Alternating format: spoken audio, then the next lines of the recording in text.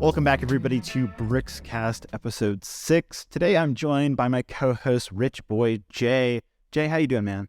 I'm doing pretty good, man. I'm glad to be here. It really does mean a lot that I could be given this prestigious honor. I know that you had some issues with a previous person who won't be named, but I'm glad to, retake that mantle and hopefully make this podcast great again. Previous person who won't be named. Wow. Yeah. This is unbelievable. It's kind of awkward. Dare you? I'm sorry, bro. Dare you do that? I was not told that you would be here today. You weren't? You weren't told? No. Sorry. This is telling of you as a person and your character. Oh, God. And honestly, RichBoyJhae should be more like Poor Boy Jay. God, it's happening again. It's just not like this. David, the fact that you were okay with this is honestly more insulting than stabbing me. What have you gotten me into, man? The fans have spoken, Aaron. They don't want you on here anymore. You know what? That's an acceptable request. However, no. Not to dismiss the feedback I got. I did get some very nice, very constructive feedback in addition to less constructive feedback, such as I'm whiny and annoying, to which I answer, so are you, but that is neither here nor there. I appreciate the feedback I received from a bunch of people, especially Coconut Brick Studios. He was incredibly nice. I DM'd him on Instagram as well. I have learned a lot from last week. I definitely was more opinionated than the previous installments, which, if you found that offensive, I'm sorry. I did not mean to demean your interest in a property. Yeah. If you like The Mandalorian, that's fine. I still like you as a person. I think you're entitled to your opinion on Star Wars, but just keep that in mind that I'm also entitled to my opinion on Star Wars. And my opinion is that Mando is not the greatest thing they've produced, or by far. And you know what? I know that my good friend Jay with me feels the exact same way. So this episode, I'm going to be radiating positive vibes only. Yeah. Okay? Straight positive vibes. And there's going to be one Debbie Downer. That's my good friend Jay. He will be the Star Wars hater of today's episode. But man, we're having minimal Star Wars discussion today because we have a very fun themed episode. I think we're going to be discussing Lego community relations, I guess. That's a good way to sum it up. So with Aaron, I'm gonna hold you to that. Okay, I'm gonna hold you to the fact that you got to be positive starting right now until the end of this podcast. You have to be positive about everything we talk about. You can't bring up one negative thing. How about we do like I'm gonna challenge you to that. How about we do like a negativity counter for this episode? Let's see how many negative. Such a bad idea, and you're so stupid. There's number one. All right. Oh no. All right. Let's see. Let's see if we can keep it under 5. I think I'll consider that like an improvement for Aaron. Mm-hmm. So that's valid. So with my apology done for being annoying and whiny, not my words. Let's continue in. David, you want to introduce our first? Oh, actually, wait. Let me properly introduce our first guest ever on the podcast, which is, of course, I'm a guy that's 27. I hate Star Wars Resurrections. Boba died in Jedi. I'm RichBoyJhae. Mr. Jalen Edwards, or RichBoyJhae, probably the best Lego Star Wars mock builder in the community. If you guys haven't seen mocks like Starkiller Base, Vardos, his Scarif mock, among so many others, he's currently working on Camino. You guys should absolutely check out his YouTube channel. I've been friends with Jay for like 4 or 5 years now, seen so many of your builds come up. It's been quite the journey. I really appreciate that. I also noticed how you very slyly there neglected to mention the 2 sequel mocks that I've done, which, Killer.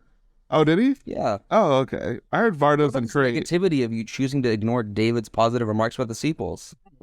Clearly, Aaron is rubbing off on me. Uh-huh. Either way, the only one I didn't mention was Crate. I actually forgot that you made Crate. Okay. You just copied David. Yeah. That is true. Yeah. Sorry about that, bro. And then Matt copied you guys too as well. Obviously. Yeah, absolutely. But no, I gotta say I really do appreciate the kind words. It means everything to not only hear that from you, but also just get to be your friend. Honestly, like I think when I was kind of coming up in the community, there were a lot of people who tried to put us against each other. I don't think for any bad intentions, but, we were kind of building the same stuff, and obviously we do the same thing. So the natural comparisons were to be there, and I think that it would have been really easy to kind of take that as fuel to the fire. And I said this, like, the moment after we actually finally got to talk to each other at Virginia, like, you are by far one of, like, the best people I've been able to meet in this community. Like, if anyone's out there, you haven't met David, like, some people kind of have the moniker, don't meet your heroes. Like, that was totally opposite experience of meeting David. Like, I thought that, like, it was, like, you guys don't get to see kind of the more personable side of him that I got to see when I did get to meet him. So, definitely enjoyed that experience, and it's always a fun time when we do get to meet or get to talk to each other. That was one of the kindest things someone's ever said about me. Thank you, Jhae. Of course. Well, yeah, so anyways, he is our first... I can't relate to any of that, by the way. I didn't know them at all until like 2 years ago, so I'm glad you guys are friends. But yeah, no, he is our first guest officially. We figured it was suiting because my friendship with David wouldn't exist without my friendship with Jhae. Yep. So I knew Jhae first, and then I didn't meet David through Jhae, but by knowing Jhae and by proxy is how I met David. So we figured, because that's probably our strongest mutual friend, David and I, it'd be a good idea to have us on as our first guest. And this definitely will not be our last guest. We're looking at probably, at a minimum, one a month. So we're doing 4 episodes a month, probably one of those, maybe even 2, depending on what we're feeling, depending how we're doing. Yeah, we're really excited for this episode. Yeah. And so if we want to get into our first topic then, unless you have something else to say, David? No, I mean, you want me to talk about the Richmond factory then? Yeah. So, David, you had a pretty eventful week, didn't you?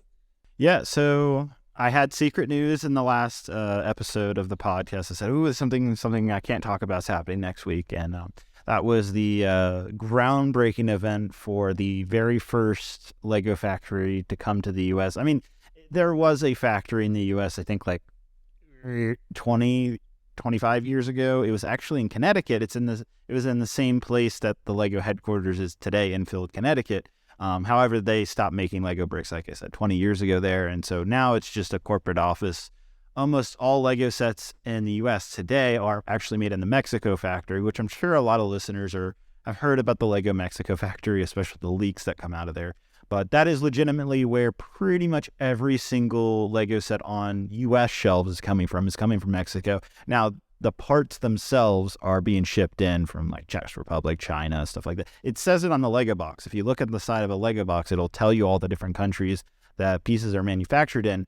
And the factory the next factory to be added to that list on the Lego boxes is going to be the one coming to the U.S. here in my hometown of Richmond, Virginia. That's where I've grown up and lived in my entire life, and it was eye-opening last year when Lego just out of nowhere announced that, hey, we're just going to build a Lego factory in the U.S. now because demand is so high. And so that was already incredible that Lego is going to make a U.S. Lego factory, but then making it here in Virginia, and then on top of that, the fact that it's 20 minutes from my house, just as a Lego fan who's been in this for 15 years, it is unbelievable. And, it just seemed impossible almost. I don't know. It just seems so unlikely because we don't even have a Lego store in Richmond. Like the closest one for me is like 2.5 hours from here. And so I think it's absolutely hilarious that we're getting a Lego factory before we're getting a Lego store. But that's a discussion for another day. So Lego announced this factory last year. And so just this past week, they are finally starting to build it. I mean, when I went out there this week, they've already cleared out the land. There was all this construction equipment, like leveling the ground. They're ready to start putting foundations down and actually physically start building this factory. What was really cool about the event, I met a whole bunch of different Lego employees that honestly you would never associate with, especially on my end. Even me as being a Lego ambassador, I mostly deal with Lego designers and at most Lego marketing people. But I never deal with people who like design the inside of a factory, who makes the molding machines, who figures out layouts and stuff like that. Like I would never interact with these employees. And so it was very interesting to talk and hear their perspectives about the company and stuff like that. But it was a really cool event. They brought in the chief operating officer of Lego, not the CEO, the COO. And they also brought in the president of Americas for Lego. So I assume he's like the top dog for the U.S. headquarters. I actually got to interview him one-on-one. There's a video interview of him coming out hopefully in the next week or two. I'm going to have a whole YouTube video covering this whole event. I took a lot of video footage. I got like that interview. A lot of interesting things about this new factory coming to the U.S. Just, I think some of the biggest thing is, first off, no, not every single Lego set is going to transition from the Mexico factory to the U.S. factory once it's built, which it's supposed to be planned to be finished in 2025 is their goal, is the end of 2025. So about 2 years from now, it should be done, operating. It won't be at its full capacity, but it should be producing Lego sets and shipping them out of Virginia. However, I found out that it sounds like the Mexico factory will continue to ship sets into the U.S.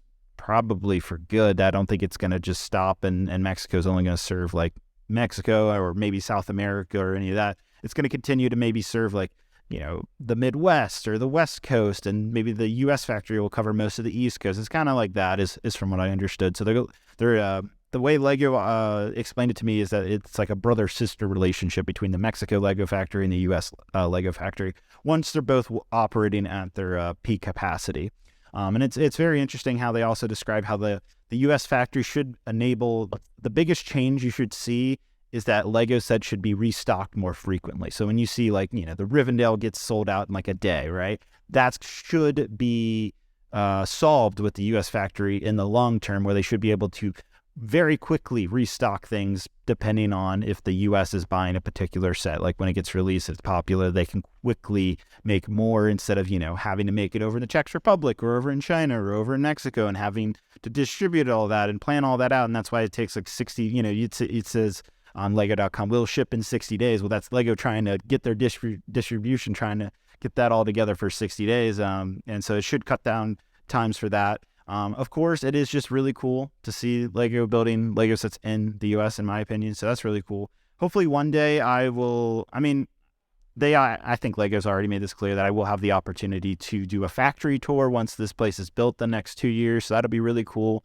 I will absolutely take full advantage of that. And then it was also announced, not a lot of people know this, but Lego is leaving Connecticut. They're actually moving their U.S. headquarters to Boston, Massachusetts, which I thought they would have moved it to Virginia too, to have it right next to the factory. That made the most sense to me. But instead, they're moving it to Boston.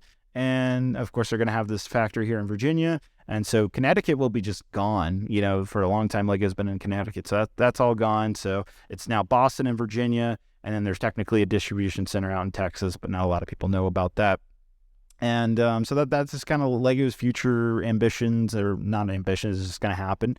The governor of Virginia was at the event, which was interesting, all that. And then, like I said, I met a whole bunch of Lego employees. It was also very interesting to talk to journalists and hear just another outsider opinion about Lego and all that. One particular journalist I actually talked to, they were working with Lego on a marketing project, and they had told me they just got back from the Mexico Lego factory and explained the process of what it was like going to that factory. And I think what was really interesting about what he told me is the scanners. Lego has this the gentleman who I was talking to, he said Lego has this foreign object scanner where it's like a metal detector, like the type of thing you would go through the airport, but it can literally detect any foreign object, no matter what material it is, not like just metal, like anything. So, for example, if you had a plastic minifigure or plastic bricks, this detector can absolutely see it, and every single employee in the Mexico factory goes through this on a daily basis. And he was explaining this is how Lego cracked down on like stuff like that, leaks and all that. And so, I hear lots of people in the community talk about factory leaks, but like hearing that Lego has this crazy expensive foreign object detector machine that every employee goes through, it makes me wonder how on earth we are still getting leaks. I don't know. What do you guys think? Well, I mean, I could just hypothetically say a batch of 1,000 minifigures is short shot and put them in the trash and then get them from the dumpster later. I don't know if that's true. Probably isn't, because I'm guessing a multi-billion-dollar company has a better grasp on its product control. But I will say that I've had offers from people to buy stuff from Mexico in obscene bulk, and I can't help but wonder where it came from, except for that factory. So I don't know. Well, they're certainly not walking out the door with it. They're doing something else because seemingly that's impossible to do. I think the trash or like waste. I think the trash or waste is most likely is that Lego isn't firing up a furnace and throwing it all in to melt it down. They're just throwing it in some type of recycling bin, and then somehow someone's getting their hands on these recycling bins in transit to wherever they go to be recycled.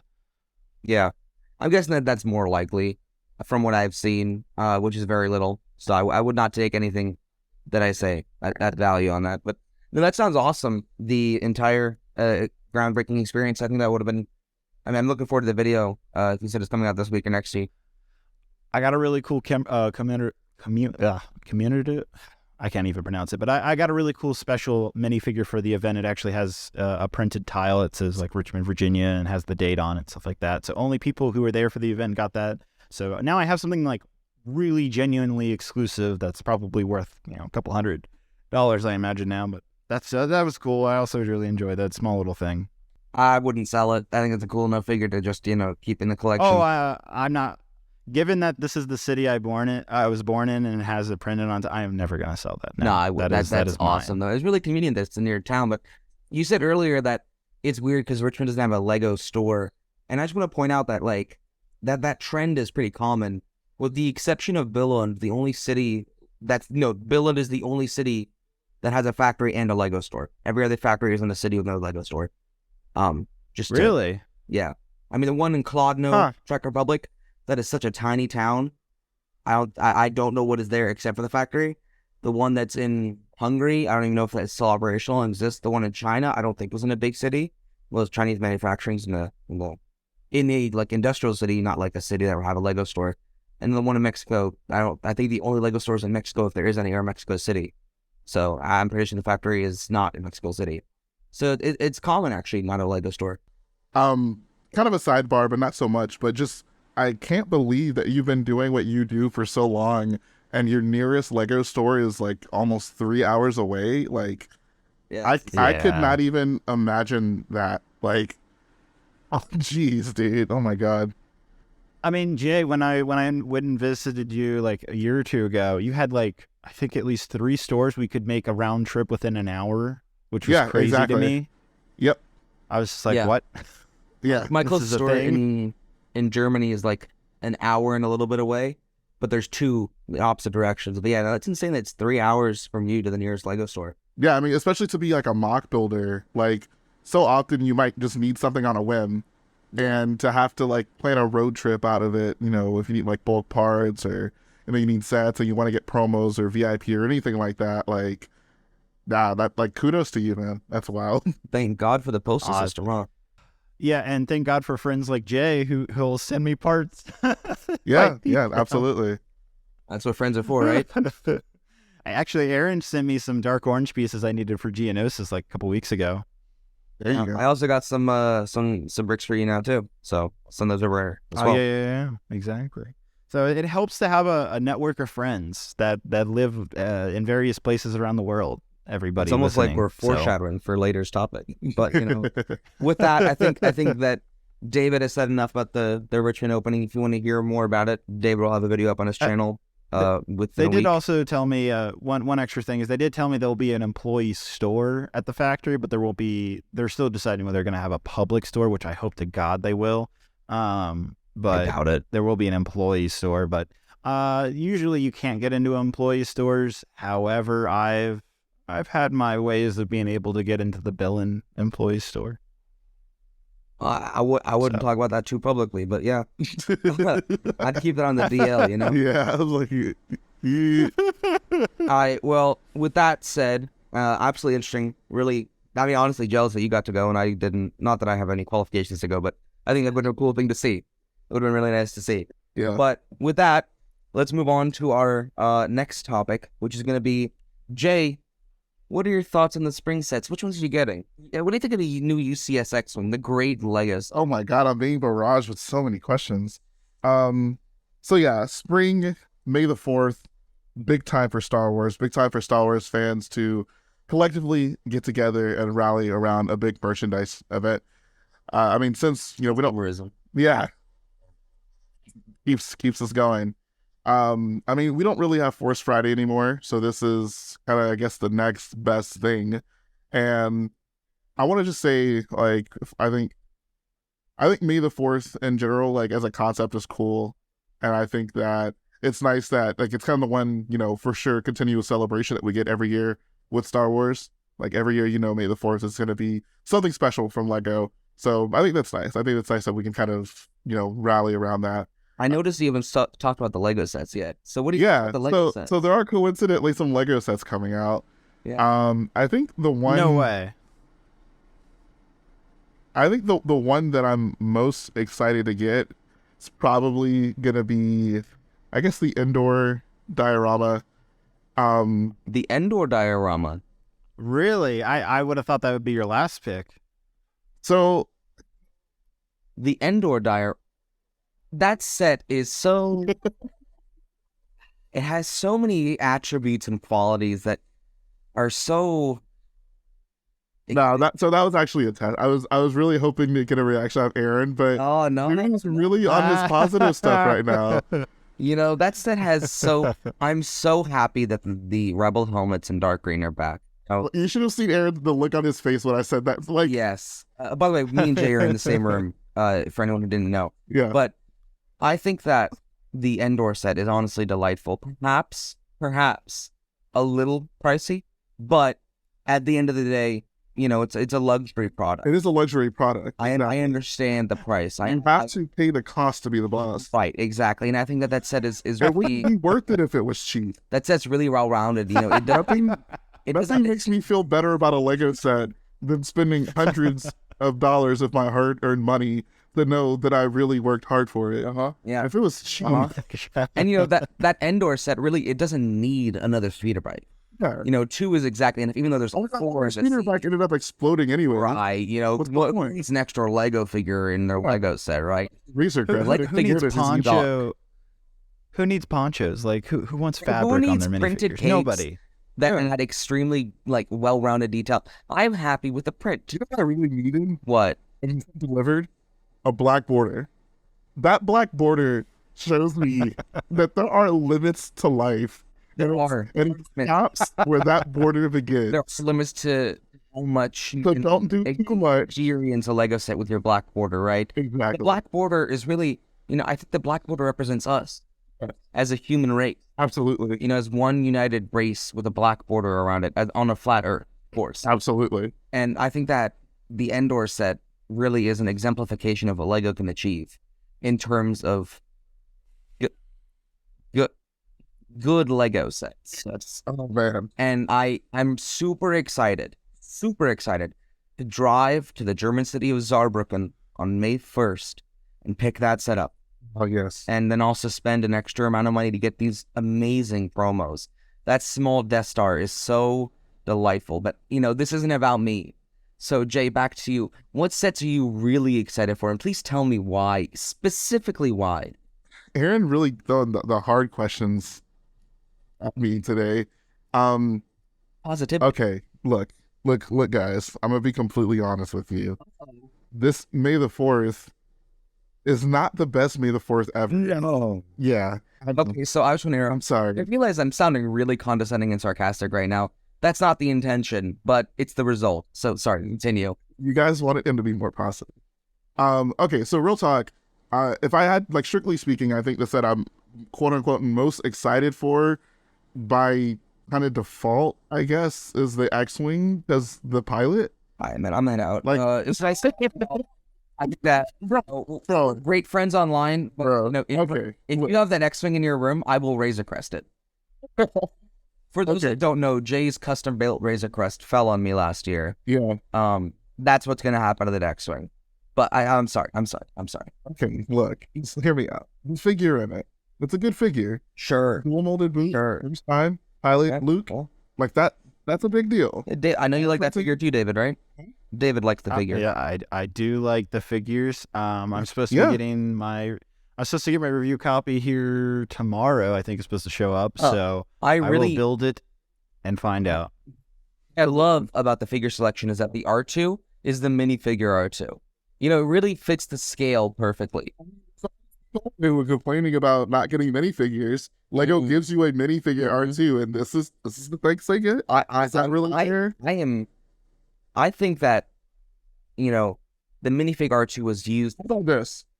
How about they give us a bigger R2 and a bigger Luke to put in the cockpit, and then no minifigures? Oh, Is that the world you want to live in?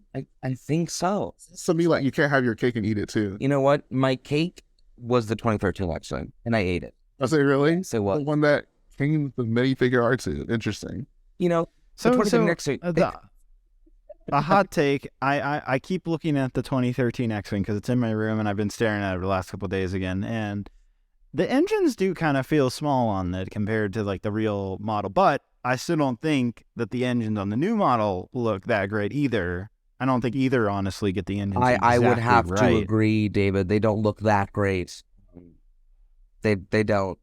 But anyhow, I don't think we should take away from the good aspects. Yeah. So Jay, is it just the minifigure that's appealing about the X-Wing, or do you actually like the model? Oh man, no.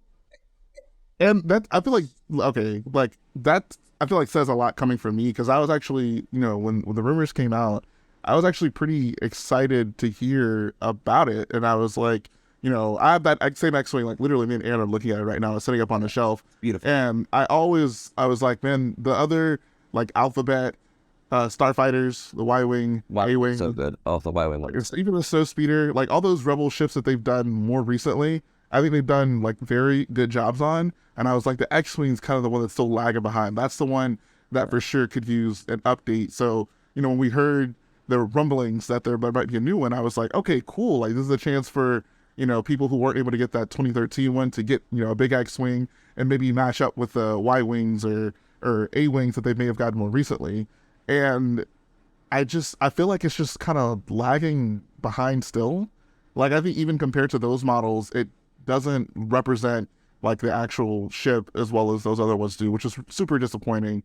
And I don't really know why. I maybe we can kind of touch on this a little bit. And I mentioned this before. At one point, I felt like Lego Star Wars was really the trailblazer when it came to like innovative build techniques and really pushing the bigger, more detailed sets forward. Like for one, Lego Star Wars was like the first theme that ever got, you know, the really big sets. And that was that way for a really long time. But now it seems kind of like the opposite. It seems like the big Lego Star Wars sets in terms of, you know, the detail and the, not necessarily even just the detail, but the build techniques that they are willing to employ and like the creativity behind it. I don't feel it matches up with some of the other big sets we get, like the DeLorean, for example, Titanic. So good. Like Titanic is so good. Like the design philosophies behind those sets and how sleek and smooth they are compared to like the big Star Wars sets now. Rivendell's another good example too. Yeah. Oh, Rivendell especially. Yeah. It feels kind of like Star Wars is really lagging behind those sets, and I'm not really sure why. I'm not like, and maybe I don't know. Like, do you think you've experienced this? Like, do you feel the same way, or do you think that, you know, Star Wars is still kind of neck and neck with some of those other big sets? No comment, David? No. I was just thinking about the new throne room, which it's a new diorama that comes out on May 1st. That actually has some pretty advanced techniques that I genuinely didn't even know how to build myself. And it was refreshing to see that. And in my little YouTube short review of it, like that was a big standout, is seeing new techniques in Lego Star Wars sets that I haven't seen in a while. I mean, there has been some UCS sets that employ some good techniques, but I would have to agree, Jay, that like newer sets like the Titanic, Rivendell, etc., are beating out Lego Star Wars, which, you know, I wonder, so those sets that you just described, Lego brings on different designers from different teams. They're not, you know, specifically set designer or theme designers. So like Lego Star Wars usually has a core team of designers, whereas the sets you just described, they're bringing in other designers from, you know, creator expert from, I don't know, from Harry Potter, from Star Wars too, and they're bringing all the best of from all these different themes that Lego works on, and they're combining them for a specific set, whether that be Titanic or Rivendell. And so I think that's what you're seeing, is when Lego is not just locking down designers to just one theme, and instead bringing in all of the designers from different sub themes and sharing their experiences within, whatever theme they were working on. And anyhow, so you're getting a more broad variety of ideas for executing techniques. Absolutely. I think I'd love to see that at some point. I don't know if they'd make it like a big public announcement or something, but it would be cool to see, if they had a project in mind and they wanted to kind of shake up the format a little bit, if they did want to reach out to some of those other designers who don't normally do Star Wars, just to, give it a breath of fresh air. Because I think, it's a desperate need. I think in a lot of ways you can, like Star Wars sets in general can kind of follow the same design philosophy. Like if you kind of look through them, a lot of the same types of techniques kind of seem to, recycle themselves, so to speak. So I think that, even if not like an all the time thing, at some point if they could just switch it up a little bit just to give us something different, it would be kind of cool. Because I feel like a lot of those other big sets, it's honestly kind of weird. Like like with, the sets we mentioned, like they really go for like studless finishes. Like I think about like the piano, Titanic, And the piano isn't that good. Yeah, like the Land Rover that just came out. Like it seems like with all those other big sets, like they're really going hard on like smoothness and not really showing too many studs. And but Star Wars is that's not the case at all. Like sometimes they kind of go for it, and then there's like the gunship where it's clearly not really a priority. So I don't know. It's almost like, I mean, they're the same like company and the same product, but it's almost like they're not, because I feel like just the design philosophy behind those big sets are just so drastically different. Yeah.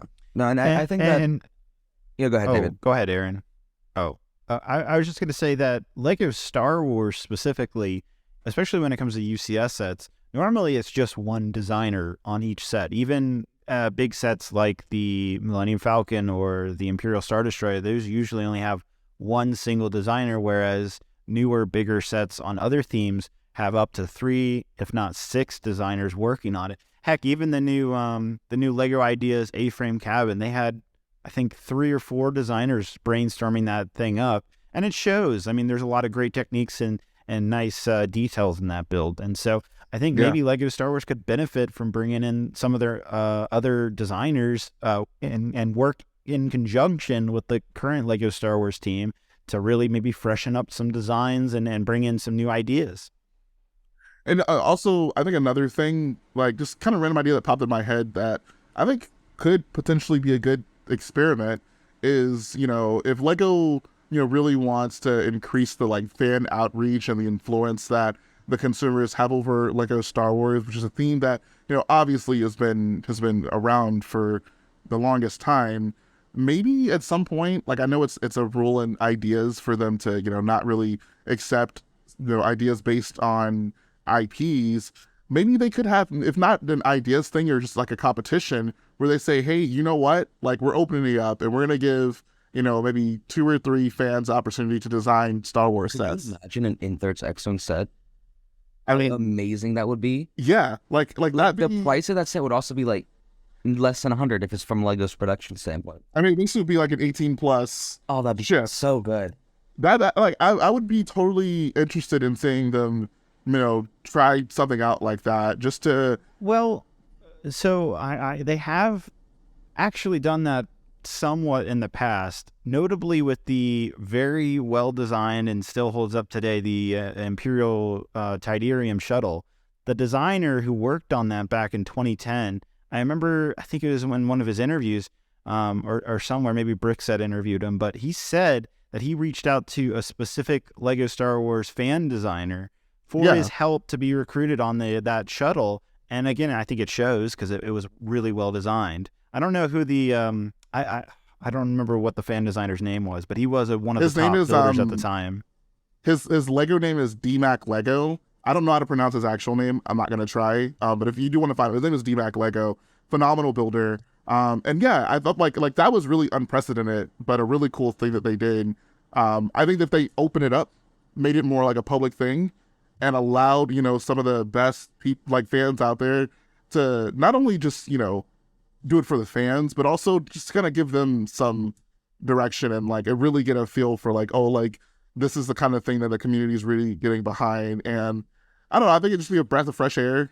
It really would be, and it'd be so good. I can't express how awesome. I know this is like wishful thinking, and the likelihood is, yeah, I mean, next to none. The company makes so much money off of what it's doing right now. I don't see why they would change it up.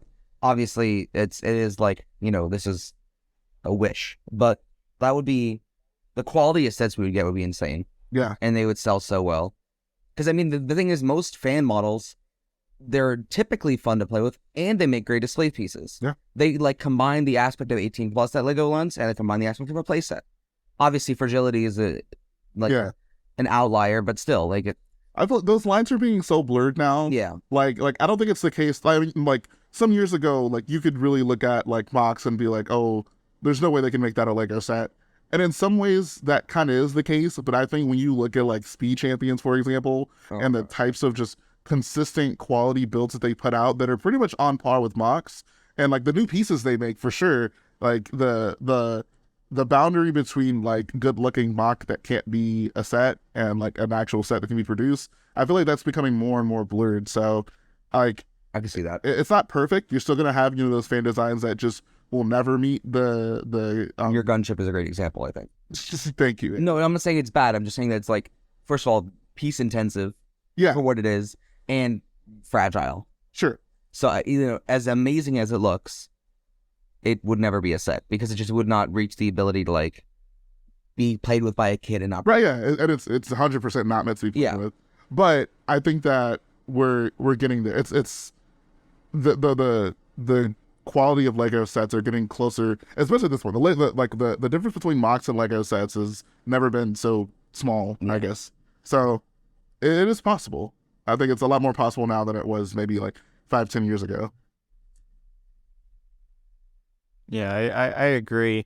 And you know, I don't know. I don't want to see all smooth Lego Star Wars sets. I'm one of those people who actually really like balancing studs and tile, and I reflect that on my own mocks is like, I don't like to favor one or the other. I don't like to do all studs. I don't like to do all tile. I think literally the best of both worlds is a 50-50 share. And I know some people don't like all the studs on the side of the X-Wing, but I like that. Like, that doesn't bother me really. It really, that's all up to opinion and debate, you know, whether you want, you know, the studs or not, or, you know, how smooth a Lego Star Wars set should be, or how the shaping should be done, et cetera, et cetera. We can get in the weeds of that and talk about it all day. But at the end of the day, it's just a difference of opinion. Yeah, I mean, the thing is, like, I wouldn't write that off as a reason to not do it, because I feel like everything in art, because that's what this is a subject of opinion. So, yeah, but also, I don't know. I think that if Lego wanted to, they could make so many better things. And that's not me being negative. That's me encouraging. No, negative counter of one. Gosh. Sorry, bro. Okay, well, I'm at 2. I still have 3 left. Okay. Anyway, this is like me trying to uplift Lego in a sense of like, I don't think that anybody likes sets that are not fun to look at, not fun to play, and not fun to build with, right? You buy it for if it has good figures. And I don't think that should be a continuing trend, because it's just not worth a space on a set, right? And I think that the Endor RichBoyJhae set is not an example of that, because I think it has pretty good figures. But the thing is, that set is so meh in so many ways that it just becomes like, why would I buy it? It's $80. That price is overpriced to a meh. The figures are meh. I mean, honestly, I'd rather go buy the Leia from the Titanium shuttle. Yeah. He's like $25-$30, and I'd rather go get the Luke from, I don't know, what I mean, the last time they made an indoor speeder bike Luke was the very first one. Oh wow, yeah, Yeah, that's what Yeah, they. I would buy it, 1999. yeah. Okay, so I can see that's probably the main appeal of that set. The Scout Trooper comes in, you know, countless other things. Yeah. The build is meh. Like, if you like the build, that's your prerogative. I'm happy you do. The plant pieces are cool, but for $80, I don't see the inherent value. I don't think I'm alone in that opinion. I think that it's definitely No, it's showing. I have built the set, and I actually like the tree design, and you know, I made a little quick review YouTube short about it, and I think it's only worth $60 at max, so it's definitely a set you get on Amazon. Once it hits the Amazon, almost always price marks their set 20% off within a couple months. So once it hits that 20%, then it's probably worth picking up. I would not personally recommend it at the current price. What? Yeah, because it's just not. It's not like there is no inherent. What's the good part about the set except for maybe the loot? Like there's no, for most sets that have come out that I dislike, I can still find a relatively good reason to like it, with the exception of the UCS X-Wing. I know. Okay, so you don't even like the figure? No, like the figure is the one thing I like, but I'm saying besides the figure. Oh, okay. And, the speeder bikes. The The speeder bikes are the best designs I've ever seen. They are fantastically built, and they're sturdy too. They look like something out of a mock. So the speeder bikes are highlight builds in that set. But is that worth $80? No, it's not. But the greenery. I mean, you just say that's something redeemable. I guess so, but still. And not a lot of people build a lot of trees, Lego trees, and I always like seeing when Lego themselves build trees. Jay, you have one of the best tree designs I've ever seen, and I implemented it in the Diorama. No, it seriously is. Fun building those, huh? It was a blast. But anyhow, the tree design Lego went with was actually pretty good, given that it had to be stable and like not fall over. And I love some of the techniques, especially in the base of the trees, the techniques they implemented in terms of how they combine like the leaf pieces, the fern pieces. They're utilizing some new bracket pieces that are fairly new, and it's interesting. And I think as if you're into mock building, you'll find building that diorama a little more interesting than you may have thought it would be. All right, so yeah, I'm not really gonna put you to task, but I just have a question because I don't know if we really talk about this, David.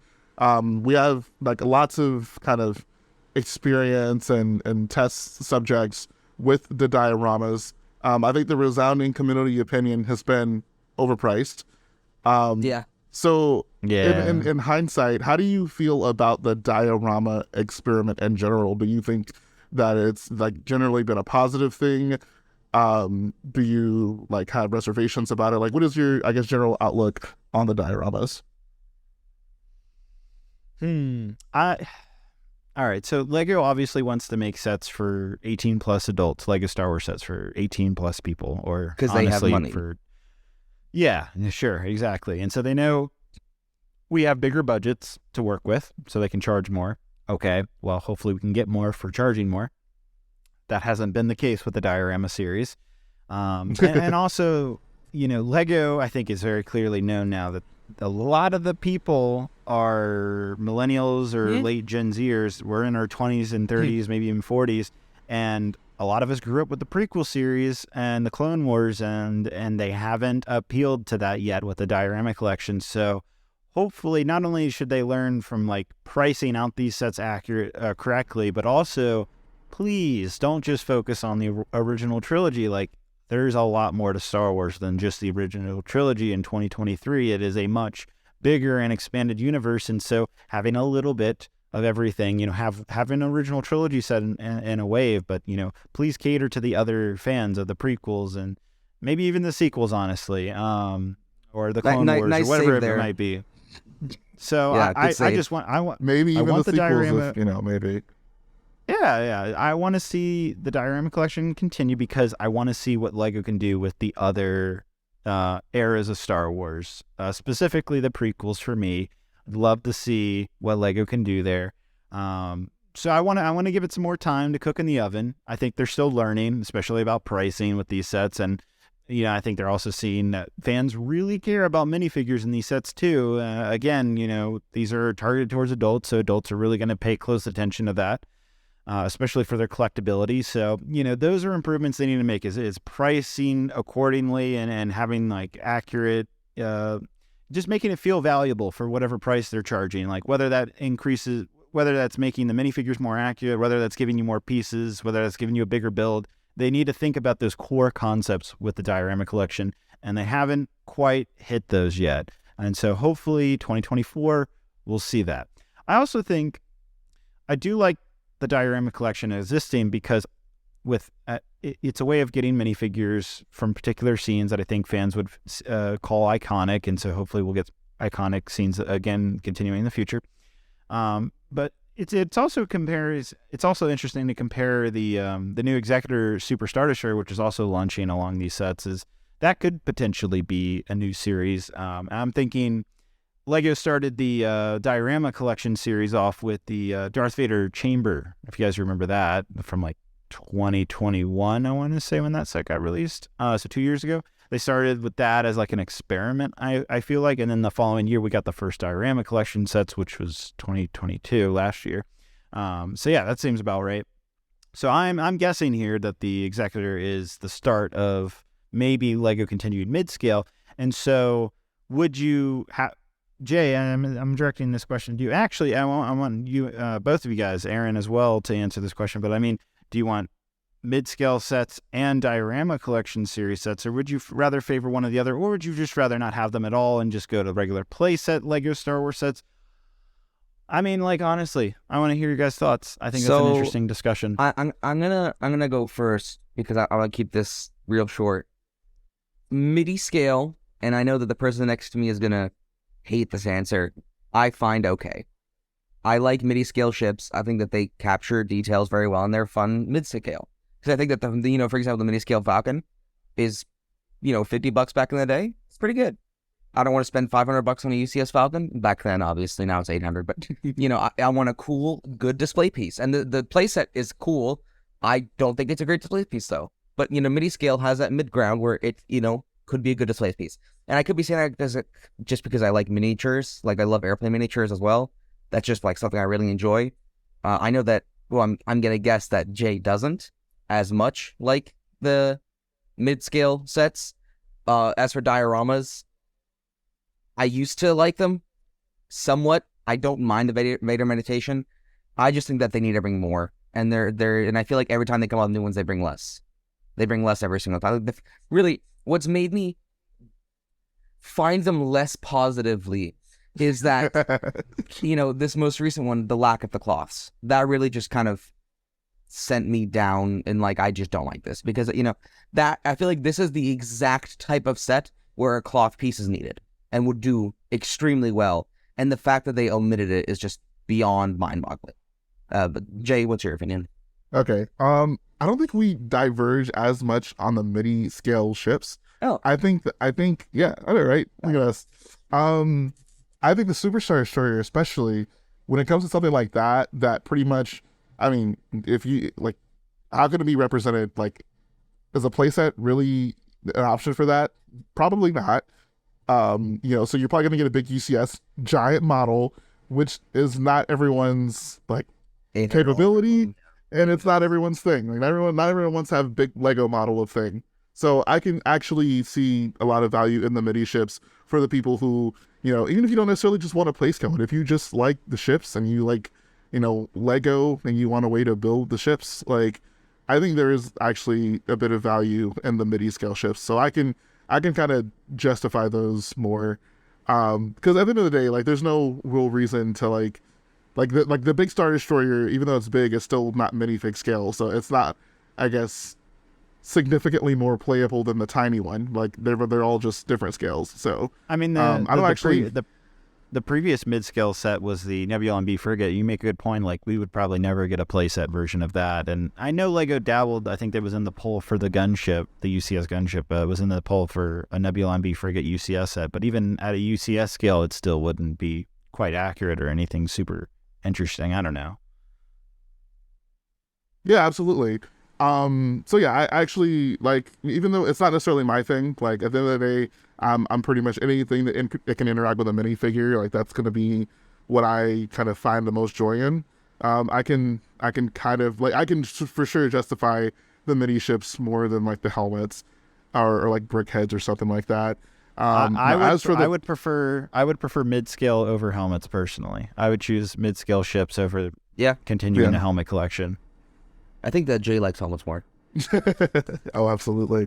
Okay, so as for the dioramas, I think that we got a real good kind of taste of like what a diorama versus playset is kind of like the dynamic I play out in my head, and I think with this upcoming indoor, the Death Star throne room, Diorama, we get a good litmus test of what it's like to see, playset versus diorama at the same like price point. What does that difference look like?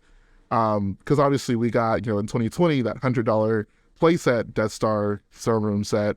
So I think comparatively, I'm taking the playset. Like, I think that the playset Death Star throne room has so much more to offer. I think, it doesn't have the big fancy window, but what it makes up for with that is, for one, more figures, two, considerably more play opportunities. Like, it just represents the entire throne room a lot more.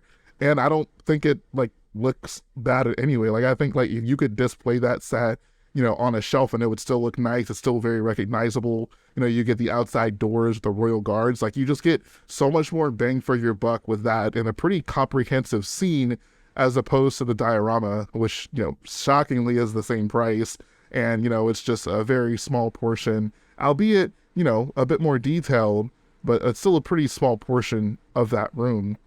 I think in a perfect world, there is a place for dioramas to exist alongside playsets. However, it's hard, especially at this point where we, are seeing significantly less playsets than we've seen, especially in recent history, that, like, the dioramas at this point feel kind of just like an excuse for Lego to, charge, sometimes 2 times, maybe 3 times what they would have charged for a playset version of a set, and, add a bit more detail. But on the consumer end, it feels like, I would have gotten much more out of this if it was a playset outside of a diorama. And once again, that Death Star throne room is a best example. So in a world where we don't get as many playsets, I think, like, if I had to sacrifice all the dioramas and get more playsets, I'd 100% be on board. Just because it feels like so few of those now, compared to all the other adult sets that they get. And if minifigures are the big point of contention, that people are like, oh yeah, we want to see minifigures, playsets were a surefire thing with that.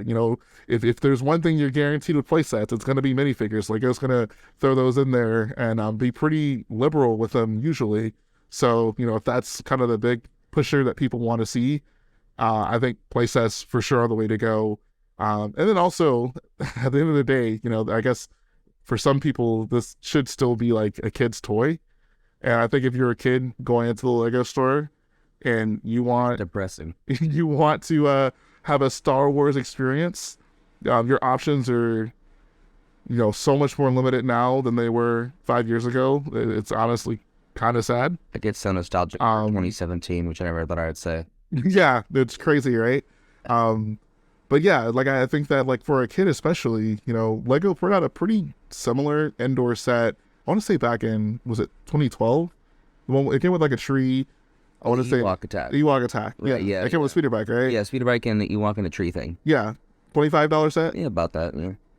Like, I mean, sure, it doesn't look as good. Yeah, but yeah, like, man, like the value there, it just feels so much better. I guess I'll kind of round it off with this.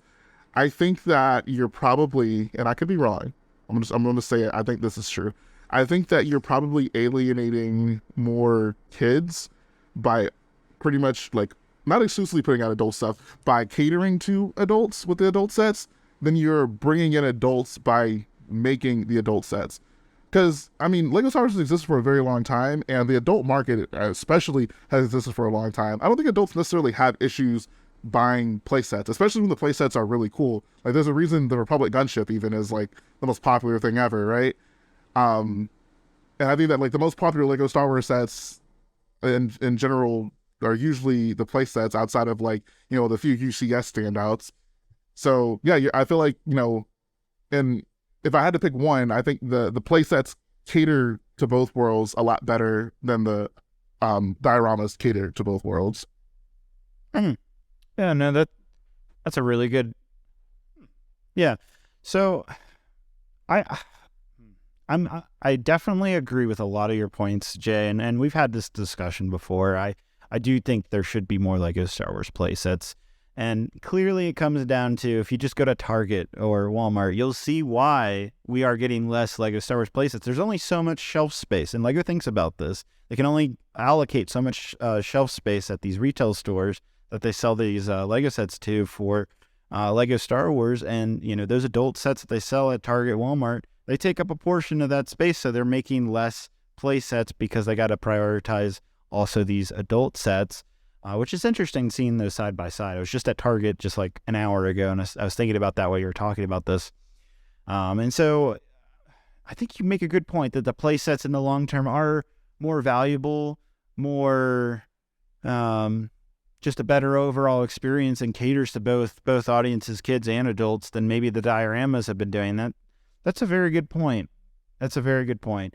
I do disagree though. I like the new diorama throne room more than the playset. I would prefer the new diorama personally. It looks far more interesting. It doesn't even have quote unquote a Lego look until you really start looking at it, which I think is interesting, and maybe that's a turn off to some people, but it almost just looks like a scene, right? And I have it in the background of my shelves, and when I walk into my Lego room and I look at it, I'm like, oh wow, it's just that scene right there. It doesn't feel like a conglomerated. Oh my god, I cannot pronounce things tonight. But it doesn't feel like a mashup of different little bits like the playset version does. I don't know. So the overall aesthetic. No, sorry, go ahead. Yeah, it's not important, but yeah.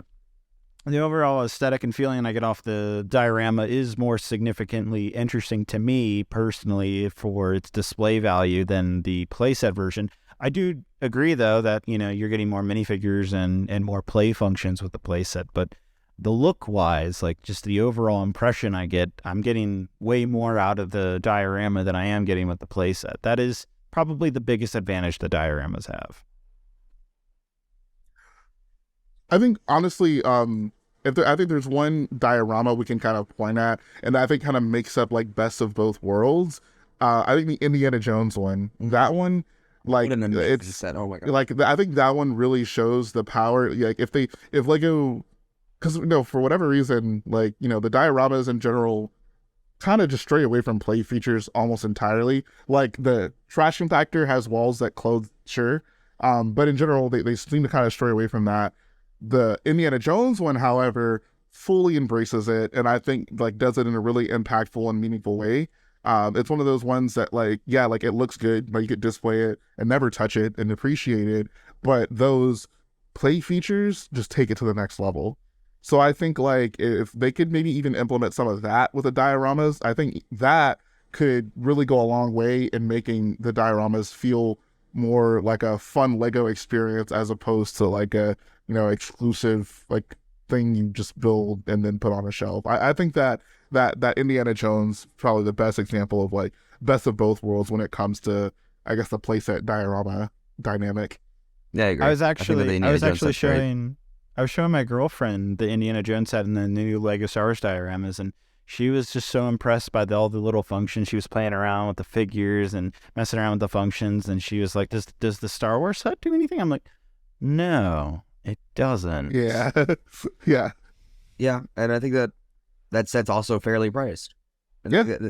That's like, it's a perfect storm, everything is great. The figures are phenomenal. It's like 3 times the size of the indoor diorama. So many prints. And it's like, it's 3 times the size. And like, it's just such an amazing set. And why can't we have that with Star Wars? That's because it literally is the exact same company down to Lucasfilm, not Disney, Lucasfilm. They're both Lucasfilm properties. So isn't Kathleen Kennedy head of Lucasfilm? Yeah. Yeah, so Kathleen Kennedy's in charge of both of them. So why can one have it but the other can't? Like, there is no difference in managing. That's what's just so infuriating. There is a difference in licensing costs, though, between Indiana Jones and Star Wars. Lego is having to pay more money to Lucasfilm for Star Wars rights than they are for Indiana Jones rights, just because of overall popularity of IP. And yeah, I mean, I'm not going to act like I know IP law or IP brand deals that companies have, but I think that I don't think that the difference should be that stark. I think like on a shelf, I think just in general, like there should be some level of consistency. I think that if you showed someone like the indoor set and you're like, for almost like for basically like for 2 of these is equivalent to that Indiana Jones set, they'd be like what? Like how? Like it's like the Indiana Jones feels so much more substantial. And I get that, yes, licensing costs are gonna, like, these are things way above any of our pay grades, heads, etc. But it should not feel so egregious. I don't know if that's possible, but just from my heart as a consumer, as a fan, Optics are important. yeah, absolutely. It should not feel like if you just happen to be a Star Wars fan, like, sorry, you got to pay a lot more money to get slightly more than you get with anything else. So I don't know. I think that using that as a defense is definitely not like the company's not using it as a defense, and I don't think that. Oh, they could never publicly be like, no, of course not. Sorry, Disney's making us pay more. Sorry, guys, Yeah, exactly. Our hands are tied. So I feel like we really shouldn't even consider that as a possibility of it, because you know, at the end of the day, we are a consumer, and the consumer perception is important. And if we perceive the Indiana Jones set as $150 as like basically flawless, and the indoor set's just over half that, it's like, how? You know, like, it doesn't seem fair to the consumer. And, you know, there's always been a discrepancy with, like, you know, city sets or Lego IPs, you get more for your buck, sure. That's because you know there's a licensing cost. But when you look at something that is two Lucasfilm properties, I feel like most people are not going to be like, well, Star Wars probably costs, you know, $3 million more a year than Indiana Jones or whatever. I don't think that's something that would be considered by anybody. So... yeah, I don't see it as a... I don't think the average consumer would ever think about that. But I'm just explaining, like, no matter what, unfortunately, the harsh reality is that Star Wars sets, even equivalent price and piece count, it just wouldn't happen compared to Indiana Jones, because Star Wars is just a more valuable franchise than Indiana Jones. I mean, if Indiana Jones becomes a bigger franchise over the years, then sure, it might be the same cost-wise, but...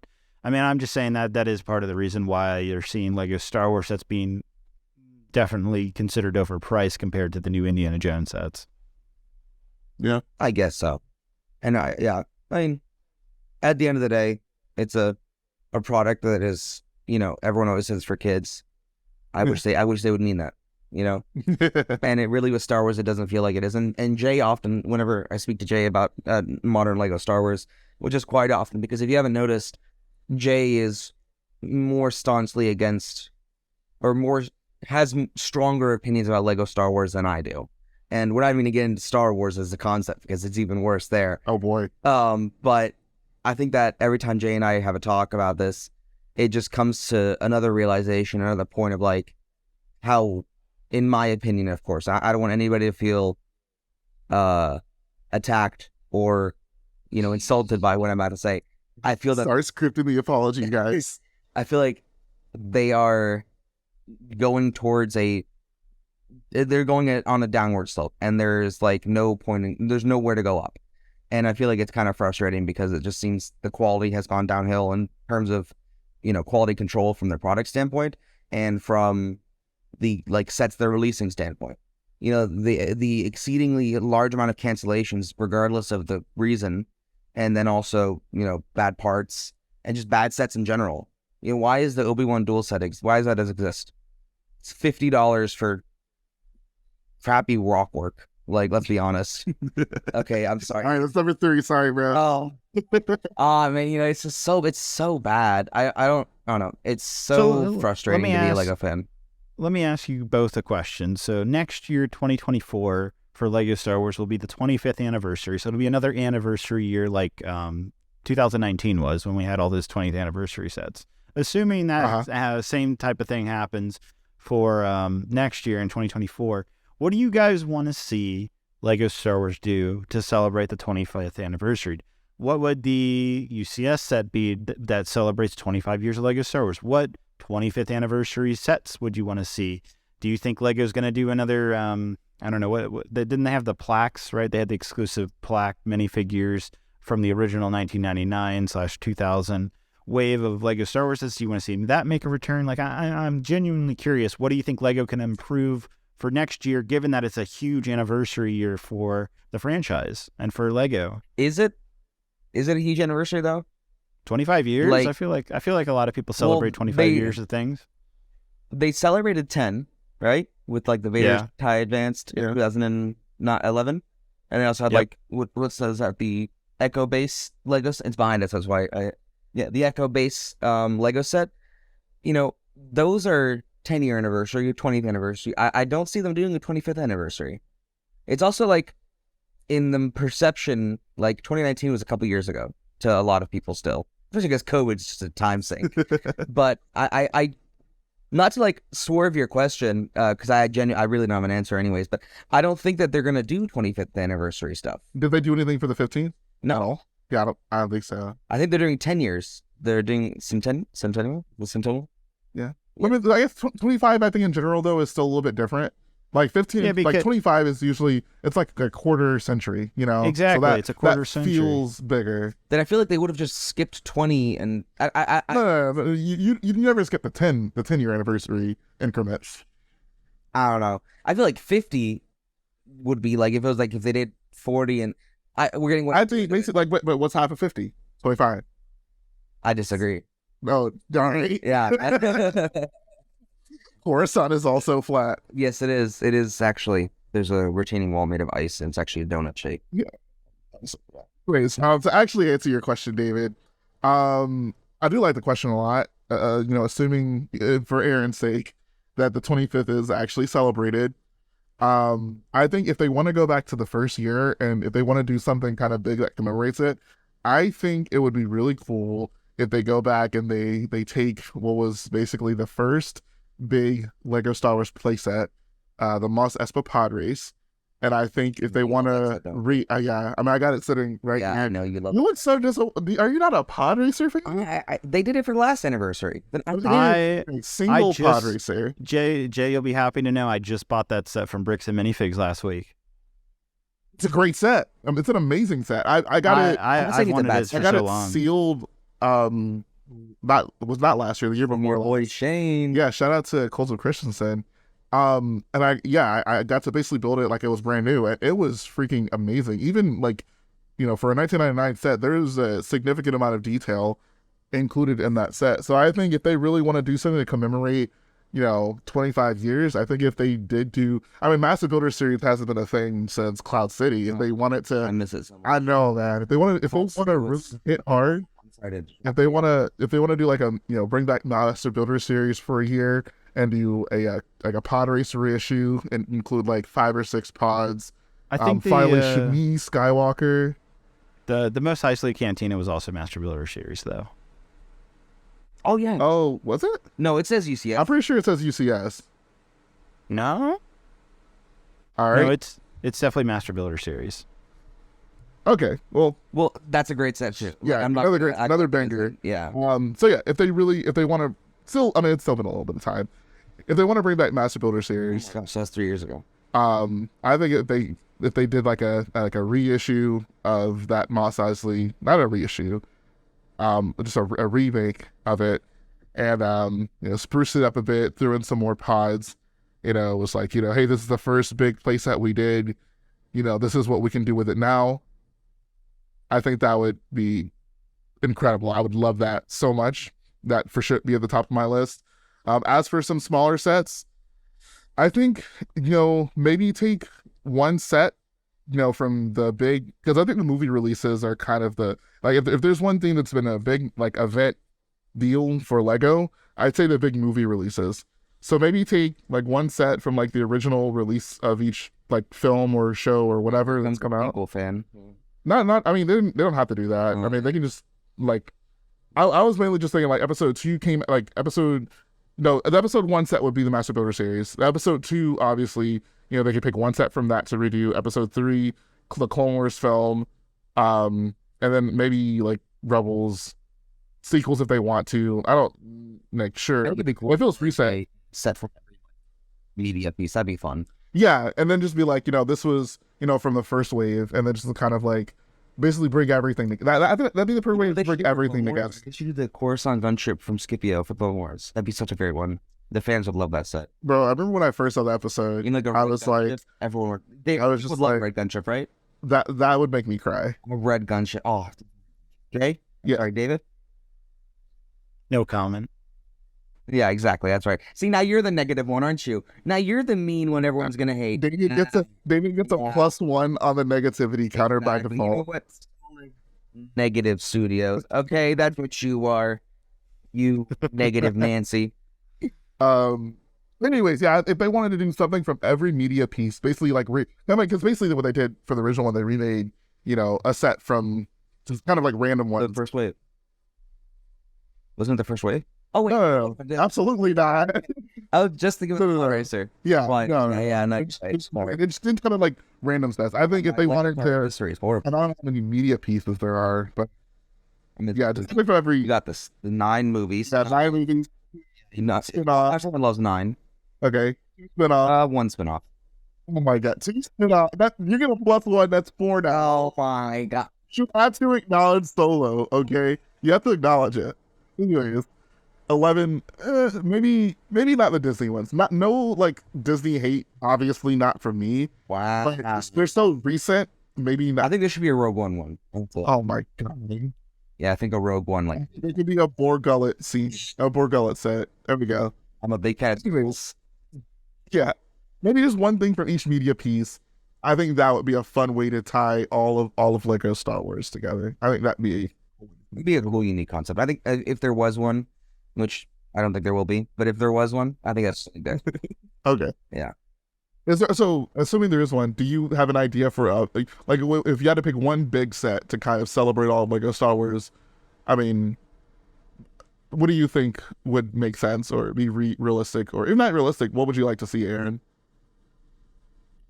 That's so hard because, like, you gotta think about what hasn't been made in a while. I mean, does it? I mean, I don't know. I think that, a MBS style set would be great, obviously, because, the amount of figures you'd get, and it'd be a lot of really good figures, obviously. But, when you think back to it, there was a Hoth set not too long ago. There was the Cantina set, obviously, the Cloud City sets. Oh my. that was like 2016.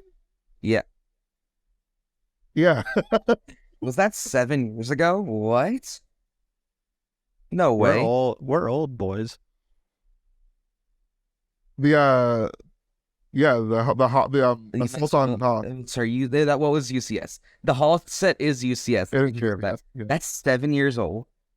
I want to say it was Oh my gosh, Rogue One Wave is 7 years old too. yeah. And it's Anyways. also worth like way more than you think it would. The master or the UCS. Oh Hoth. no, there's figures in that set that are like stupid. Yeah. Let's go. I cannot believe that. I'm sorry. I'm having existential crisis about how old that set is. Sorry. I think that a good set, I don't know, it'd have to be something like a scene with a lot of figures, right? That'd probably be the best. I have to agree with Jay's opinion. I think the most Espa pod race would make the most sense, given that it was the first large playset in 1999 for Lego Star Wars, and we haven't gotten. I know we got the Anakin's pod racer was actually a 20th anniversary Star Wars set, but we haven't gotten Sebulba's pod racer since I think 2011. 2011, I think it was. 11. Yeah, 2011. Yeah. Honestly, I'd love an MTT. So I'd like a big MTT with just a crap ton of droids. Oh, that would be really cool. Oh my god, I do want that would be cool. I mean, that was one of those like last MTT standout sets. Yeah, the last Like the MTT, early I MTT. made in 2014 was bad. The 2014 version. Yeah, ultra mid is what I'd call that one. 2007 was. Hey, you're leaning. I'm gonna let you slide on this one. 2007 was amazing. You're almost at number 5. 2007 was downright amazing. And then 1999 for the time was really cool, really good, really like a fun set. And I think that'd be a really good remake. I think we're due for a new MTT. I think we're due for a droid ship, period. Yeah. Okay. Side tangent, not really. What is up with the lack of droid ships? Like, thank you, Lego. We're getting obscure clones. Super cool, awesome. Gunship. But how are they supposed to fight? It's like You get like they listen, like Lego listen to all, like they listen to all these clone kids about like clone vehicles. But like, what good is all these? Who's the clone kid in the call right now? Everyone except me. But no, like, Wow. like yes, like we have all these like clone based sets, but like who are they supposed to fight? Like, it's kind of crazy. Yeah, it's like crazy. The spider droid in an ATT, that's not enough for you to fight against. Oh come on, the spiders. Okay, David, that's stretching it for me. I think that was a joke. I know, but obviously, like that, It's not too far. there should be way more droid ships, and I think Yeah, an MTT would be the last off. droid ship we got was the AAT, the blue one that we got, and that was horrible. Everyone bought that set for the clone. Let's be honest. I like that set.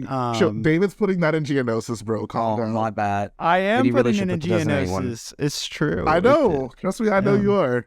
You Oh should my really God. put the 2001, David. I'm just saying. It's We'll too talk about big. this later. I actually like the scale they went with on the newer version. It works well for my mock, actually, so I can fit more of them in. Couldn't you use the tan one then? The 2015? No, but in the Clone Wars episode, you can clearly see they used the blue one. Maybe. Oh, I forgot about that. I forgot about Anyways. that. I forgot about the 2015 tan one. That was such a bad set. I did not like that one. You can't say the blue one's good. I do not understand how you can say the blue one is good, but They the are tan- basically the same. Yeah. No, but the original 2000 AAT, the tan one from episode 1, was significantly better looking. and it's And so was the 2008 one. The blue one is significantly better looking than the... I don't know. I but don't the want to be tan- mistaken. I'm not a tan- fan of the big blue one. The tan Wow. 2000 version was actually small. It was actually pretty small. The Yeah. biggest AAT they made was that 2008 blue one, and it's too big. And, it's out of proportion. I'm definitely not What? biased here. Set's oversized. Because they're amazing. all of them. Don't stop. No, we're not doing this right now. They're Like- amazing. They are amazing. They are flawless Lego sets. Yes. Oh, really? Your tank is here, right? Oh my, bro, that I don't care. size of an ATT. You know what? I'm being very positive right now. That set Okay. is amazing. Okay. The fighter tank set okay. is one of my top favorite sets of all time. Wars. Yes. Wow. Nostalgia plays no role in that at all. Only 17 winning so much better. It's about There's no nostalgia in this at all. Do not worry. Yeah, it's not that. rose-colored goggles on. What are the laser cannons called? The clone laser cannons. What are those things called? The ones that AV7. SPHAT. Is that the SPHAT. What's the mobile version they use against the Zilla Beast though? That's a different version. Oh, the AV7. Oh, No, okay, the AV7 yeah. is the stationary one. Is it? The AV7 is the one from Christophsis. Yeah, Oh. AV7's a heavy cannon. You know where the clone pets are too? Oh, have you not seen the Clone Wars movie? Fake Jen. I have seen it once. Okay, Yeah. no, you said a clone. Wait, I don't know. Aaron's got. Oh, it's probably like the UTAT or something like that. I don't know. Why wasn't a? Where's Trevor when you need him? I don't know. Like, he would know this off the top of his head. Anyhow, that Geonosis. specific the portable laser set. I always wanted that to be a Lego Star Wars set, but I was just thinking in the Zilla Beast episodes, you actually see Republic dropships drop those off. What if you got a Republic dropship with the laser cannon instead of an ATOT? I would be so angry that it doesn't have an ATOT. Yeah, I know. Maybe an ATOT. Maybe you should just remake the entire set. I would be angry if the next dropship doesn't have an ATTE because why? We already But got we one. have an ATT No, we need- though. I wouldn't want They can make another another one. No, I wouldn't want that. One, the No. only sets they can reproduce with that close of a time frame is like the Spider Droid set. When they made one in 2013 and one in 2015, that was Yeah, hijacked sure. for no reason at all. Yeah. No one talks about Oh. that. Why did they do that? Why did The they make a Spider Droid 2013 and then 2 years later re-release basically the same set with Maybe okay. Hear worse me out. sets? The ATTE will be a Clone Wars ATTE, so we'll have slightly more red. That'll be the difference. Hell yes. See, I got ya. I got Clone kids. Clone that'd kids. go great with my Coruscant gunship. Aren't you excited for that, David? Oh, wait, we see the Republic dropship drop off a turbo tank in the Clone Wars series, so we could see Republic dropship with turbo tank. Mm-hmm. How is that possible? Dave Filoni. Okay, me and Aaron, I'm like, no, we don't. I'm like shaking my head at Aaron, like, no, we didn't. And he's like, oh, we did. And I'm just like, how is that even possible? Like, the turbo tank is so much bigger than a gun. The like, answer? Dave Dave Filoni. Man said, scale. This guy- What is that? If this guy can make a Mandalore weave, he can make a clone turbo tank fit in a dropship. So did they downsize the turbo tank, or is there like an upside? They're both versions of the A7 or the Juggernaut look identical, but one's smaller. Is it so? But it's not that much smaller. Look at the 2015 Lego set. Look at the 2010 Lego set. Ignore that they're switched in the yesterday. That's not what they did there. But the 2010 turbo tank is compatible with the 2009 Republic dropship. You could pick it up. You could pick up that turbo tank with the dropship, which I thought was ingenious, because it just made it all really cool. Oh, it was cool, but like I'm just thinking, like in from a canonical perspective, the turbo is cool, massive. Like how could I realize how hypocritical I sound. Lore-wise, it makes no sense. I'm not crazy here. Sure. Yeah. Okay. Next time they should have a Republic dropship bring in a Death Star. We should have a Republic dropship bring in a Coruscant gunship, man. That would be. I remember we see the turbo tank again in the Bad Batch, and I can't remember if dropships dropped that turbo tank off in that Bad Batch episode or not. Think so. I can't remember, because I remember seeing gunships in that episode, but I don't remember seeing dropships. Jhae is a Bad Batch expert, so Jhae, what do you think? You know, Jay's watched all of Bad Batch, by the way. Jhae loves the modern Star Wars. That's a different discussion. But anyhow, so I'm glad we've had a wonderful speculation about future LEGO Star Wars sets that maybe we'll get next year in 2024. I enjoyed definitely talking about all that. I think we could spend another at least 3 hours probably speculating about that. But I do agree with you, Jay. We need more droid ships to go against all of these clone ships that we're getting. I mean, MTT would definitely be at the top of my list. Please, and LEGO, I want another MTT, and make it like the 2007 version. That was peak. Make it the 2007 version, but the Clone Wars colors. No, don't do that. I knew that piss him off. Oh my God, no. If LEGO's willing to make a dark red Republic gunship, I'm pretty sure they're willing to make a light gray and dark blue MTT. I would buy 10 of those day one. Oh my God, that'd be amazing. Mace Windu tactical droid figure, Ryloth arc. Oh, that'd be delightful. That'd be amazing. See how positive and happy I am right now? That is true. I can't even hate. Exactly. Oh my God. Like I wait, would. Wait, Jay, tell me you don't want what's his face? The guy who twists his like little thing in episode 2. What's his? He's also in the Clone Wars show.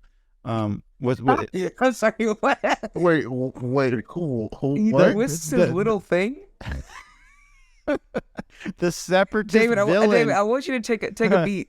And Wat Tambor, bro. Yes. That is the worst Wat Tambor description I have ever heard in my life. Like, all you have to say is like the dude with the radio on his chest. So the guy who's made of like plasma or some like. Yeah. What? Don't say he twists his little thing. Come on, David.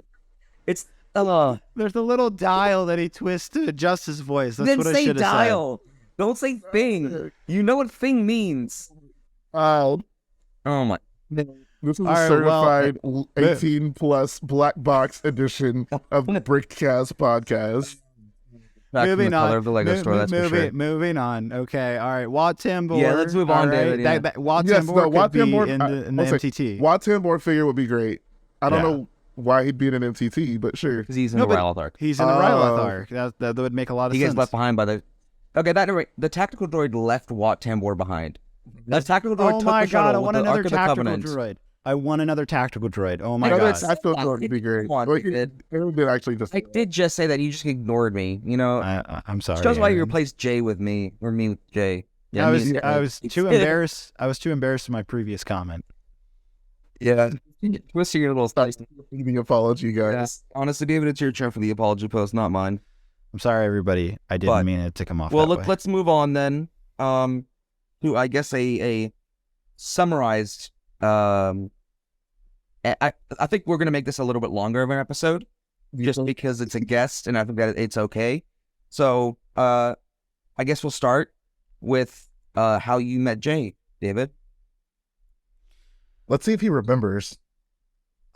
I'm honestly trying to remember. I remember how I met Matt, and that was through his live streams on YouTube, and I can't remember. I'm pretty sure it was Matt who introduced me to Jay. Is that right? Wait, I think Jay say it, yeah. So I want to say our first ever interaction, I don't know, I could be wrong. You can tell me if I'm wrong. But the first interaction I remember having was after me and Garrett had been posting crate updates, and of course we got the obligatory copying Solid Brick Studios I mean, comments. we were, but yeah, no, go ahead. I mean, yeah. Yeah, They don't need to be obvious about it. We know that you're actually building Genesis you right know now, and you're what? just copying Dave. I am secretly building Genesis. You know what? I remember this now. I remember getting comments on my crate series saying, David, you should go look at that RichBoyJhae. He's copying you or something like that. And I think that's how I saw your channel. And I went and looked at your mock, and I was like, well, shoot, he's building a better version than I am. And David filed a DMCA takedown request. After that came out.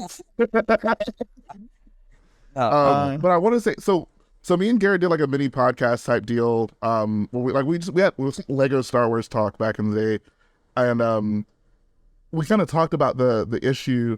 And I want to say like you left a comment kind of agreeing that it shouldn't be like one person owns the exclusive rights to build a mock. We should all be encouraging each other.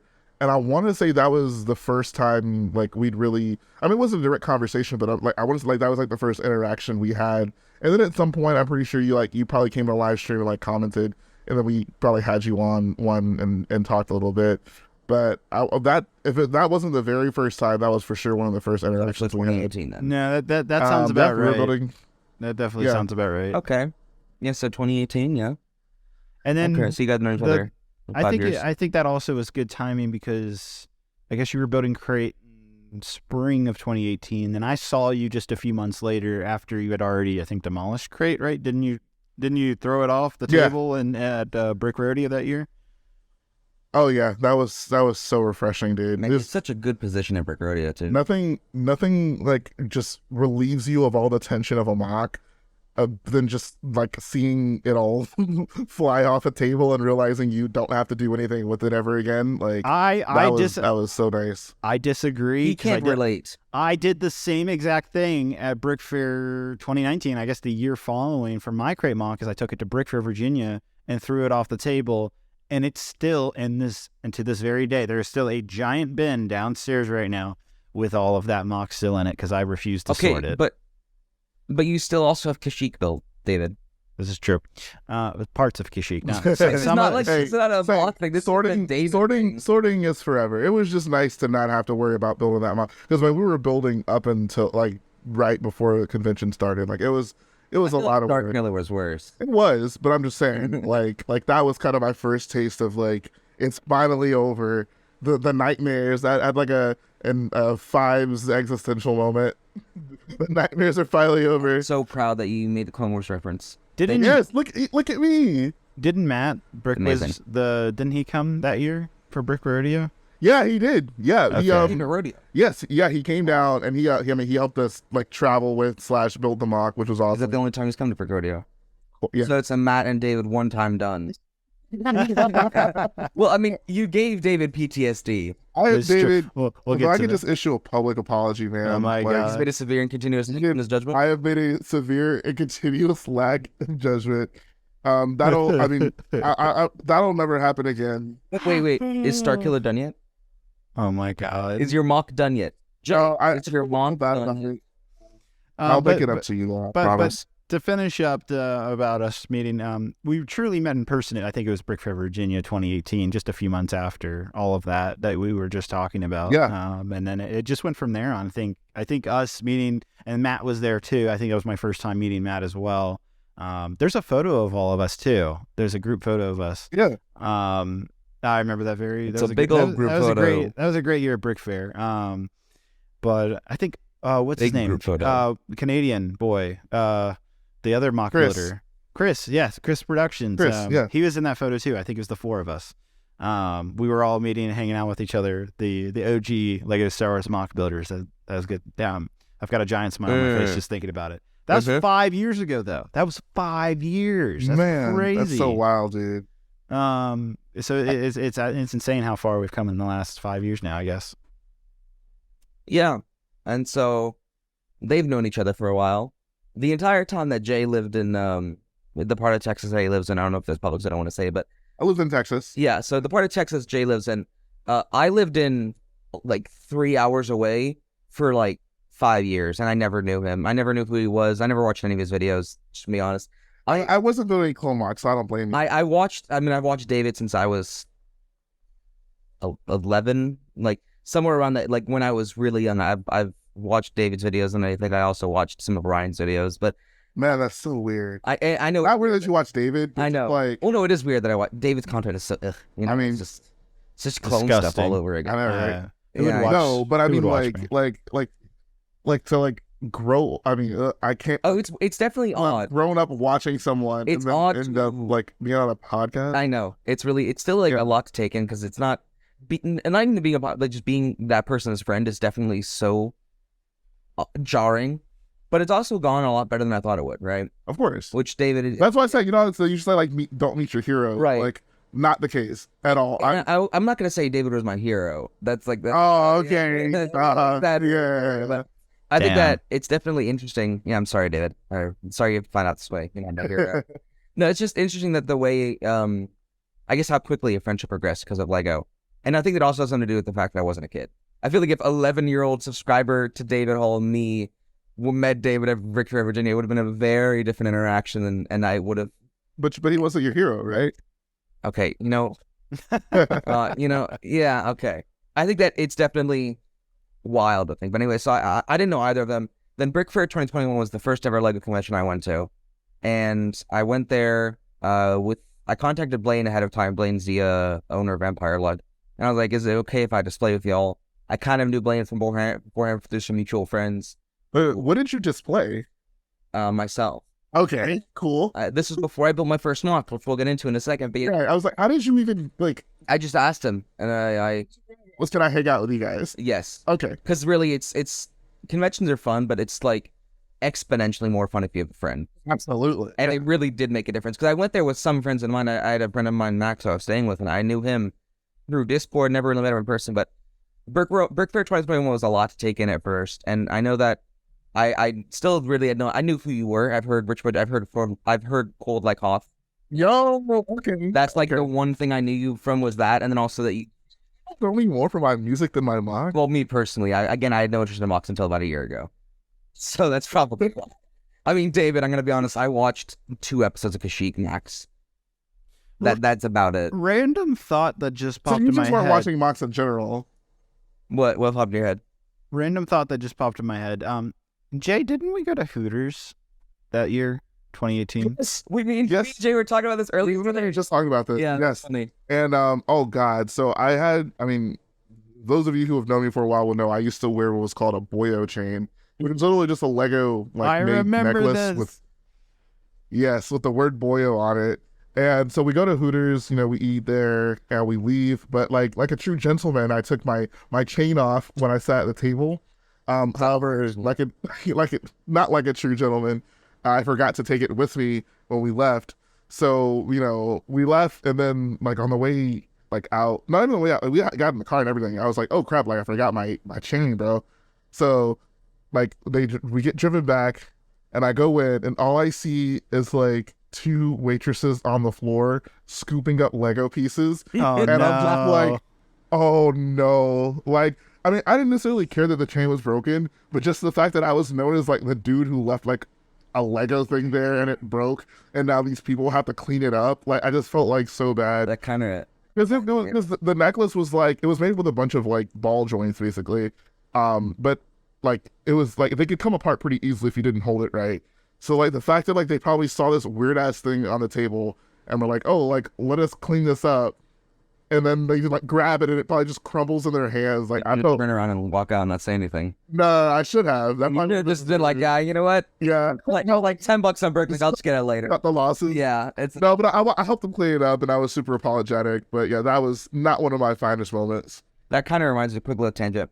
When I first met a bunch of my German friends that I have now, this is one friend we have, Jens, who they were at dinner once after lunch after going to the Lego store.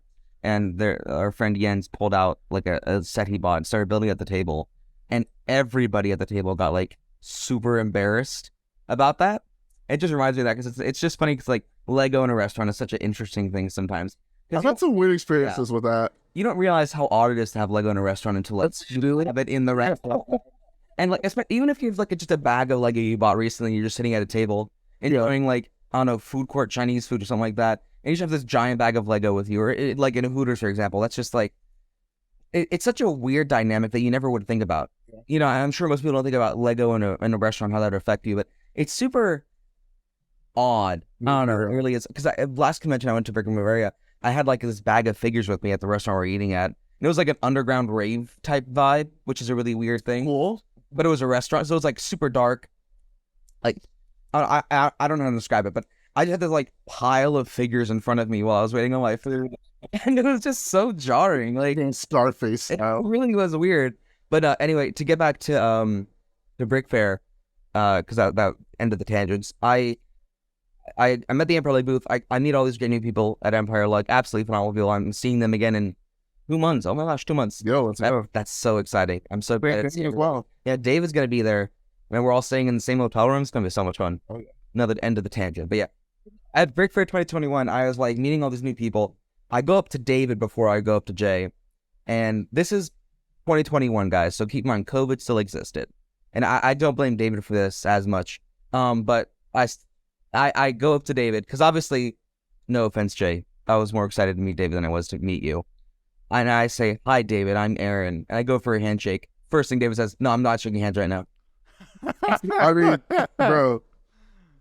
And that like I didn't want COVID, internally, man. Bro, I dig that. So like, I'm so proud of it. Like, that makes me so happy. Well, you shook my hand like 10 minutes later. I know he was a better man than I was. Okay, yeah, quick. Yeah. No, so that kind of like defeated me because then David immediately like turned around and stopped talking to me, and I was like, okay, well, I guess that's the end of that. And at that point, it was like the meet your don't meet your heroes, where like they're just an a-hole. Which, not to say you were, okay, you know what, David, I can say this now. You were kind of like an a-hole. Oh, man. But, COVID restrictions got everybody. Yeah, it was a stressful time. Sure.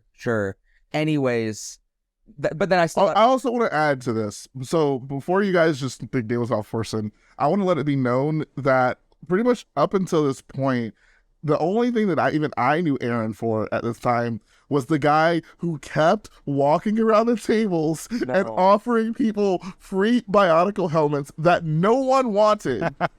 But he kept doing it. So I just want to let him know that was his reputation before any of us really got. I didn't know that was my reputation. That was 100. Like, I was like, why does this freaking guy keep coming over with these dumb masks and trying to give me one? Well, you know what? I changed perception. That's just my skill. They're still dumb masks to me. I recall Aaron as the person who is offering water bottles to everybody. Maybe that's just me.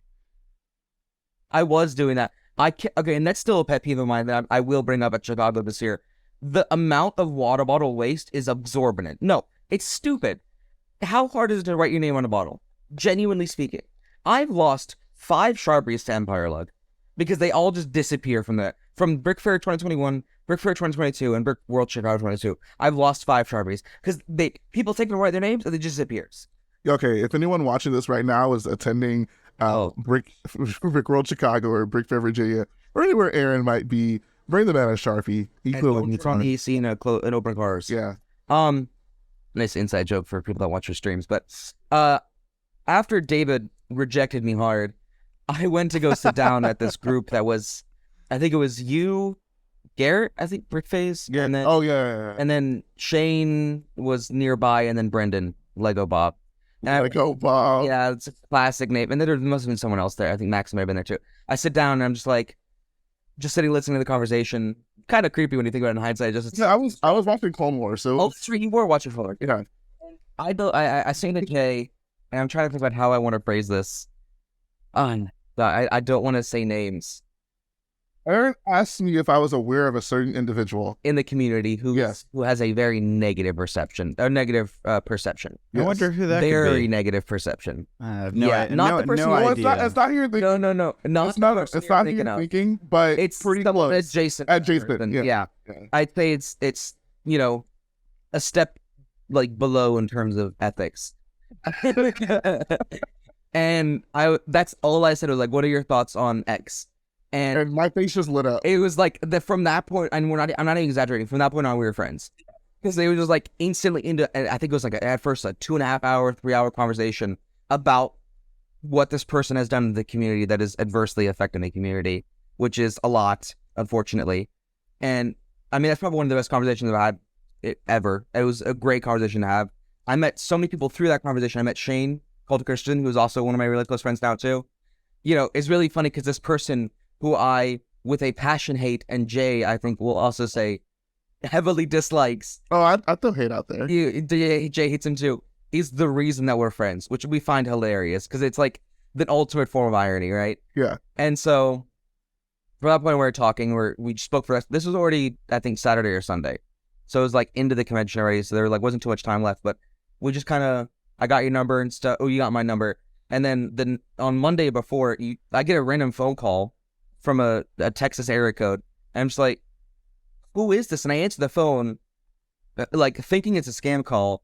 And I couldn't hear Jhae at first, so I respond something stupid, and then Jhae says, "You want to come get lunch with us?" And then I came and got lunch with him, and then from that lunch, which was like 3 hours long, before Shane and Jhae drove cross country from Virginia back to Houston. Okay, I guess that Remix. The city's so big, you're never gonna find them. I'm sorry, it's about. Yo, Oscar, you know what to do with this one. No, I'm sure he'll leave it in. It's fine. The city's like 4 billion people. It's like, calm down. I live in the People's Republic. No, but before they drove home, we had like this really long lunch. And I think that lunch really did cement our friendship. And then I joined on a bunch of Jay's streams immediately following that. Since then, I've been on, I think, every stream you've done. Yeah, absolutely. Which is, probably. It's been so much fun. I met so many great people through Jhae, with his friend group, who I consider very good friends of myself now. And then Brick World Chicago came around, which is where Jhae convinced me, and Jhae and Shane convinced me to finally build a mock, which I did build my first mock. And, a really good mock. Thank you. I got further in the community, met more people, which is really, it shows how quickly also, I want to say, how quickly you can go from having no friends in the LEGO community that are like real life friends to having a lot. And it really was fast for me. It went from like people I knew in real life in 2021, like 6, and they're all in Germany. And then in 2022, it was like triple.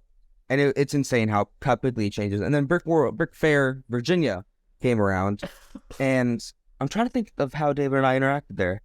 Because there was no code restriction, so you couldn't avoid me that way. So I think that, what was it? You brought, what mock did you bring to Virginia last year? He brought the temple.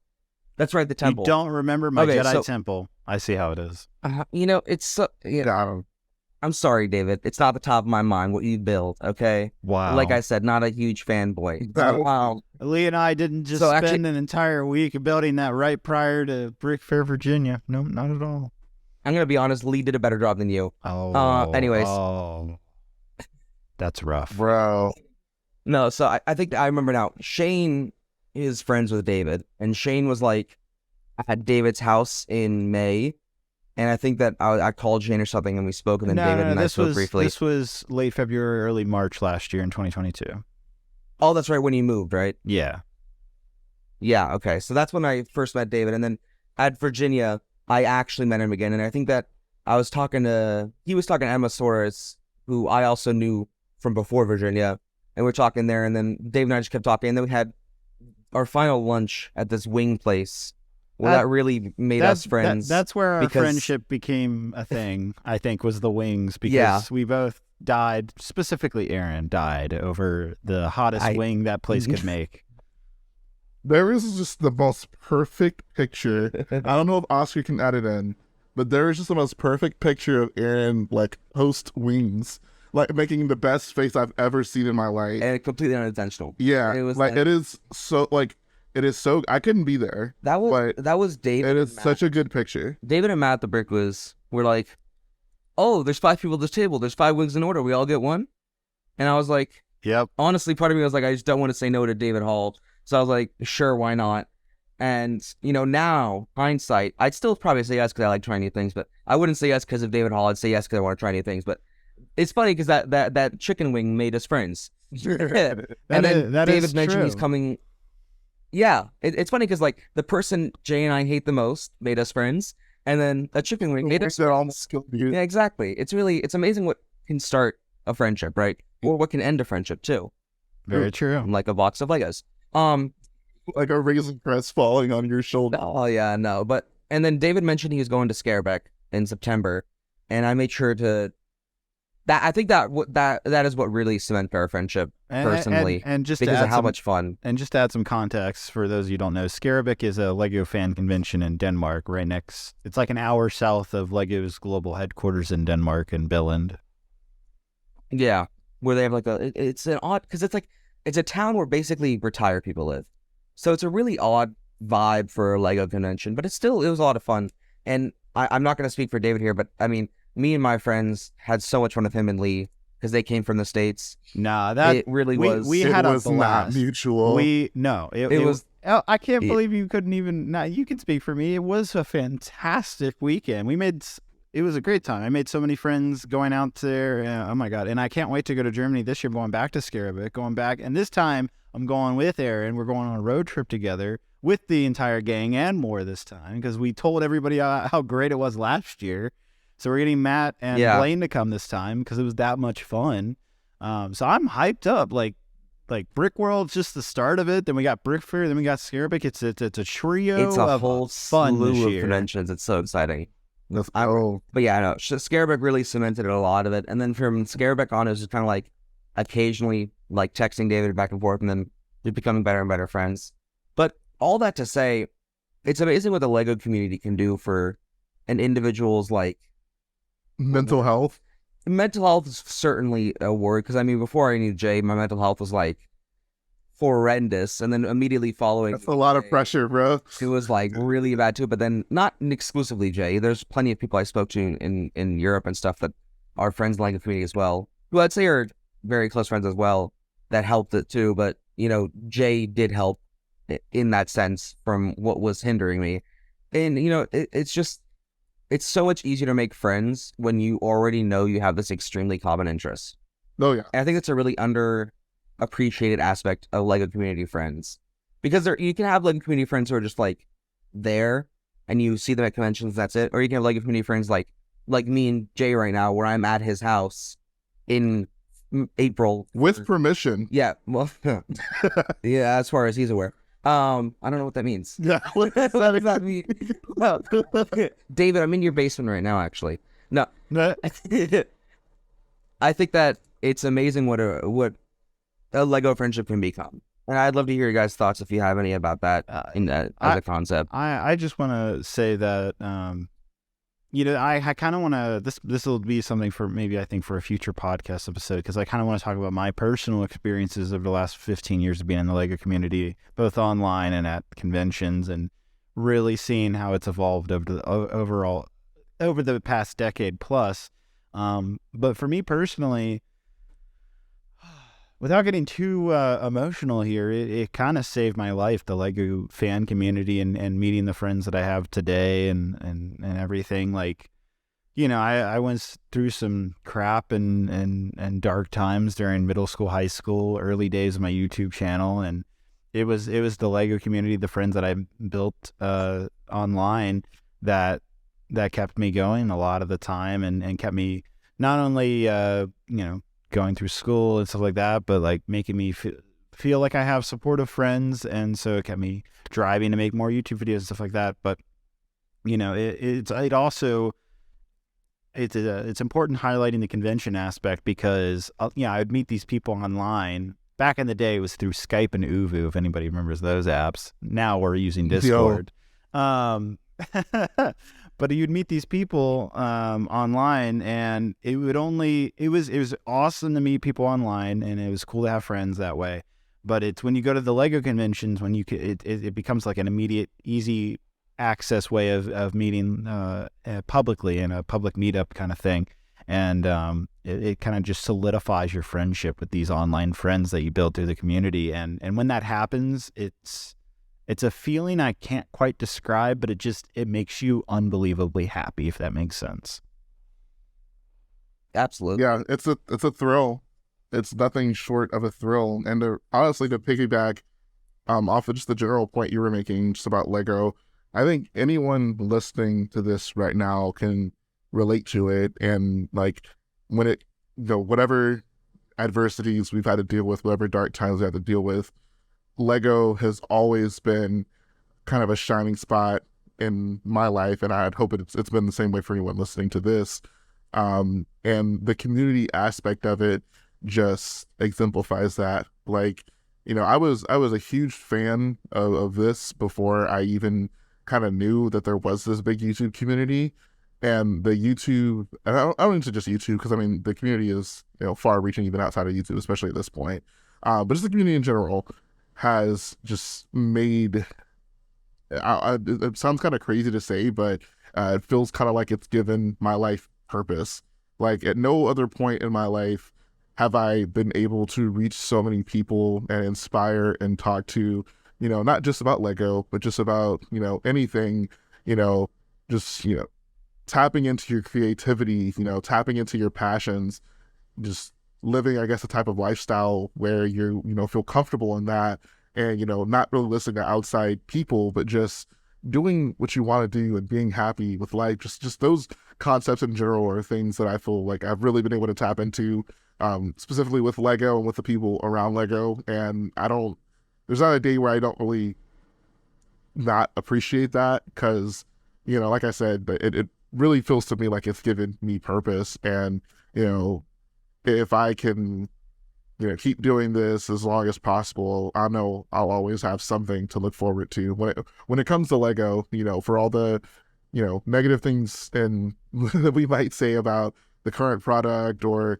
if we're not so excited about the next new thing, with the community, with the mocks that we're able to build, as long as those are parts of my life, I feel like I always have something to look forward to, whether it be with a build I'm really inspired to create, whether it be a convention I'm really excited to attend, even if it's just, an exciting conversation I want to have with a friend like we're doing right now.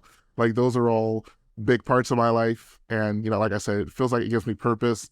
And with those, it feels like, I always have some sort of, shining light, even with all the, not so great things that life may throw at you. And I think that, to just quickly build off of what both of you said now, David, I wasn't aware of what you just told us about, and I think that's awesome that it did help. And I just want to say that it was a very similar thing for me as well. And I know that at the time I messaged Jhae and I was like, thank you for existing. It's a weird way to say it, but it's super interesting how much deeper these friendships can be than what they appear on the surface, right? Or how much better they can be than what they appear on the surface. And I think that it's super relieving, right? Because there's obviously going to be disagreements, and like you're not going to always see eye to eye on everything, but you're always going to have the common denominator, and that common denominator is incredibly uniting. And it's also like I don't know what I'm trying to say here, but it's just definitely a nice community with some exceptions. Sometimes obviously there's not going to always be great people, but there's an overwhelming amount of positivity and good energy for the most part, and it really is refreshing to not have to deal with the Star Wars community, like just the general Star Wars community is a toxic cesspool. If I'm going to be honest, like, yes, Star Wars you can think whatever you want about Star Wars, but I think everybody can agree, no matter what side of the community you're on, there is somebody towards you who is toxic, regardless. And that can be so draining, even if it doesn't seem draining. And something I've learned recently is how amplified voices can be if they're in your head, which sounds weird, but it really is insane as somebody who's never really been public enough in that sense, where you have other opinions judging you, especially originating from the same hobby. It's insane how amplified they can become. And it really is like wild to me. And I've learned a lot from that too. But I think that it's really the amount of people I've spoken to in the LEGO community who have said similar things to what David just said, maybe not to the extent. And, David, I'm glad that you could find LEGO when you did. It's amazing. And I think that it's really cool to think that this all stems from overpriced plastic. That's just, it's an amazing OP plastic. Let's go. It really is just, it's super. I still don't know what the adjective I'm looking for right now is, but it's like, I mean, this isn't the word you're looking for, but for me, it's everything. Yeah. Like the things that like Lego is able to offer, it's it's happiness, it's joy, it's sometimes stress, sometimes sadness, sometimes anger. Yeah, it's endurance, it's inspiration, it's creativity, It's love, inclusion, acceptance, all those kind of facets of life have somehow manifested themselves in the Lego community, and just kind of from our relationship with Lego in itself. Yeah. No, I think that's great. That's you guys couldn't have put it better than what I said. Especially you, Jay. That was a great way of describing it, man. Yeah, that's just really, it's awesome. And I think that if you want to try making friends, join a Discord server, make it a Lego Instagram account, interact with people, try go to conventions. It's so much easier than you could possibly ever think to make a Lego friend or to maintain a Lego friendship. Making friends in general is always hard. If you're, at school or whatever, or at a workplace, it's never easy to make friends. And I've never had an easier time to make friends than in the Lego community. Yeah. And it really is insane, like how rapidly it can develop to being friends. The people I met in Germany for the first time, like how quickly I was just instantly hanging out with them. Or just recently, I met the German YouTuber BrixStory. And I'm not saying like we're best friends already, but I've spoken to him a handful of times. I know him through a friend of a friend, and we're already relatively good like acquaintances at a minimum. And it's been maybe 2 hours of talking, and it's just that's how rapidly it can go. It's just awesome, and I recommend it to everybody listening. If you don't already have like Lego friends you talk to and hang out to, or you're not as engaged in this community or in this hobby, try. And if you don't like it, you don't like it. But if you can, you can. And I think that's where I'm going to leave it at that point. If you guys have something else to add. I think also just to kind of bookend this, because I didn't really talk too much about it, but just it's crazy to me how like once you start going to conventions, they just become kind of an expected part of your life. Yeah. It's like, oh, I fly to the States every summer. Yeah, like it's like like you plan your year around it. This is the third year in a row where I've booked a flight in like November. Yeah. To come to the States for 2 months. Luckily, without question. Yeah. Like, life circumstances will change if I get a job or whatever, but right, yeah, but it's still like if like the few guarantees you have in your life, you're like, oh, I mean, and it's also it's stuff to look forward to. Yeah, and I've had points in the last year where my life has been pretty terrible, and it's been like a night. Obviously, it's not like the end all be all to your solutions and your problems, but it's nice to have something in your life to look forward to the next step, because then there's no emptiness. Yeah, there isn't. Okay, there's always a point to look forward, and that's what's important in life, is to look forward rather than trying to look behind, which sounds, contradictory because of how much I love old Lego sets and how nostalgic I feel about all of them. But it really is important to look forward and try finding something to enjoy in your life. And I think that the Lego community provides that, be it a release day, be it a convention, be it meeting up with your friend. This thing. Be it the release of the next BrixCast episode. Oh, that too, yes. Attempting to become weekly. This trip I have here where I met up with Jhae, I came to the States for I think it's 3 weeks to my family, and I had fun doing all this stuff with my family, but this time when I came to Jay's house has been so much fun. And there was no delay, there was no downtime. Instantly we're friends again, we're talking, we're joking, we're, having fun, going to stores that sell Lego. Not the greatest selection, but you know what? That's part of the fun. It's part of the fun to laugh. Part of the grind. And there's always something to look forward to in the Lego community if you make it that way. And I think that's awesome. Yeah. All right. Well, I think we'll wrap up on that. We're actually getting to now definitely the longest BrixCast episode now at just over or just under 2 hours, which is crazy. But I think we had a wonderful cover. Double feature. Yeah, it is a double feature. Yeah. Well. But I think we had some really great conversations today. Again, guys, leave some feedback if you're watching this on our YouTube channel, BrixCast. Leave a comment down in the video. And if you're watching this or listening to this, excuse me, I'm so used to videos. If you're listening to this on Apple Podcasts, Spotify, leave a review and give it a rating. Let us know what you thought of it. Jhae, thank you so much for being here, being our very first guest. I think a lot of people are probably going to want you to return if I had to make a guess. So hopefully one day we'll have you back. I want Jhae to return, man. It's always great talking to him. Even if I spend the entire day talking to him, I can keep talking to him. That's great about him. But I want to give some shout outs to Jhae. You guys can check him out on his YouTube channel, RichBoyJhae. But I know Jhae also sells some incredible buildable instructions for some of his models. You want to tell the fans about that? Yeah, so I have a few builds that I'm particularly proud of. Most, I think, recently and notably, our public gunship. I have 3 different models, the standard episode 2 version, the one that I personally like to acknowledge the most. But I got a Clone Wars version as well, Better. and a Mutalist 10 version, which is pretty cool. All instructions I do sell. I don't know, maybe there'll be a link in the description of this video. You can check out the video, see the review, and there'll be details in that of how you can acquire the instructions and build the ultimate clone army. And he's got some, I think, are you still selling your Racer Crest instructions? I guess they're not probably as popular since the UCS set came out. Yeah, those sets tend to have that effect, right? Yeah, the Razor Crest is funny. Yeah. It's a great, it's really good to throw at people. It falls where it needs to. Yeah. If I can just interject, just one last thing I want to say. Yeah, man. Because very, very, not so often do I get the opportunity to talk on an open forum with you two guys. But I don't know, like, I think a phrase that's kind of been thrown around a lot, especially lately, is like, quote unquote, giving people their flowers, which is basically just like, showing your appreciation to those people who, mean something to you in some way. While it sounds kind of dark, but like basically while they're here to appreciate it, because, so often maybe someone's no longer with us, and that's kind of like when a lot of like outpouring of support happens, and that's awesome. But, I think it's probably a bit more impactful if the people are here to hear it. So to kind of flip from that darker note, I did just want to just kind of give my appreciation to David and what you have done and continue to do for this community. Like, for me, the people I surround myself with, they're pretty much exclusively on the mock building side of the LEGO community.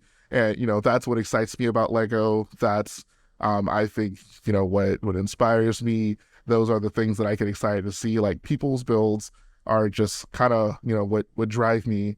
And the fact that, you've been, among probably the most, prominent public Star Wars mock builder. You just obviously inspired, probably multiple generations at this point of people to pursue that.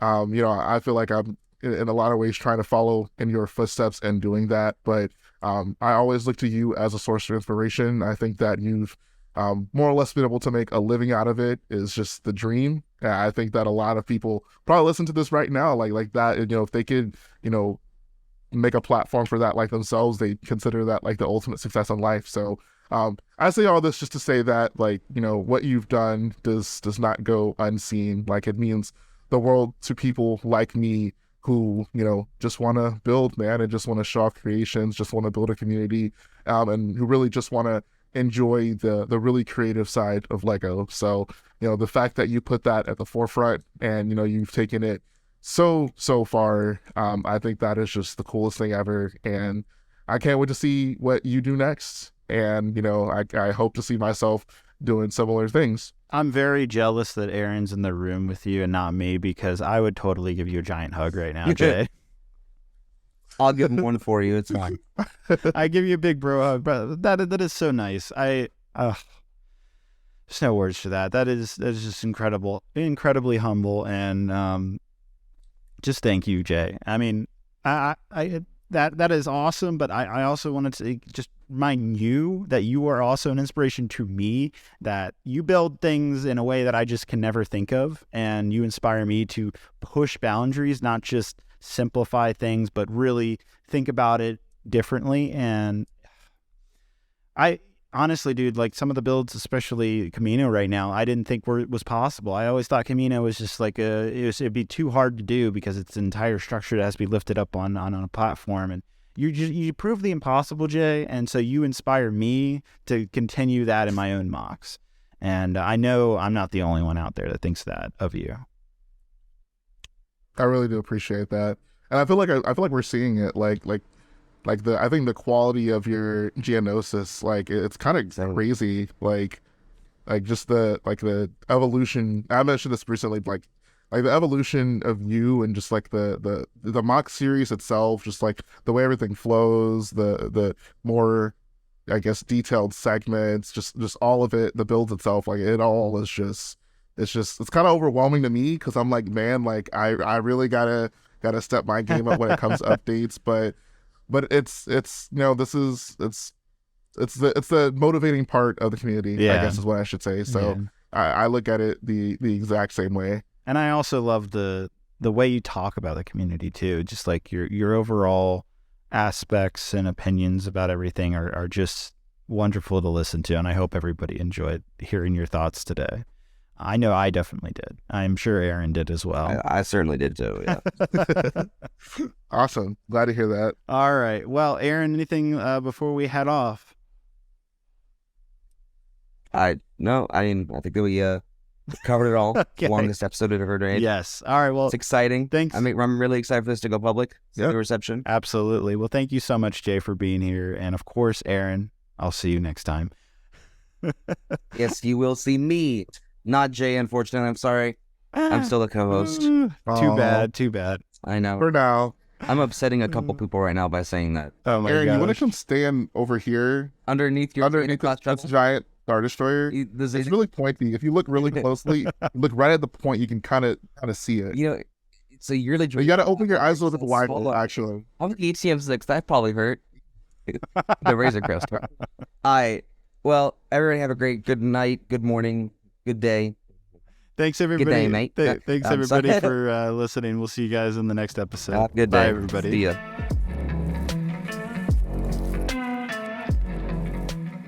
This episode of the BrixCast has been brought to you by Mr. Bricktastic.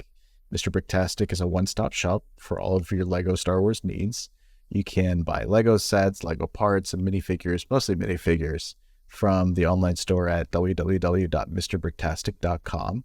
It is hosted on Bricklink, as many of you are familiar with, and it's very user-friendly with a very easy-to-use checkout process in case you haven't.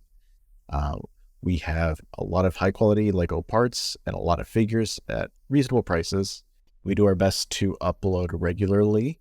If there are any parts or any figures that you're looking for, feel free to shoot us a message, and we'll do our best to make sure that we get it in stock or find someone who we can refer you to who does have it. As the editor, I am, always available. Feel free to reach out. I'm not always the quickest, but I do my best, I promise. Thanks, everyone. See you next week.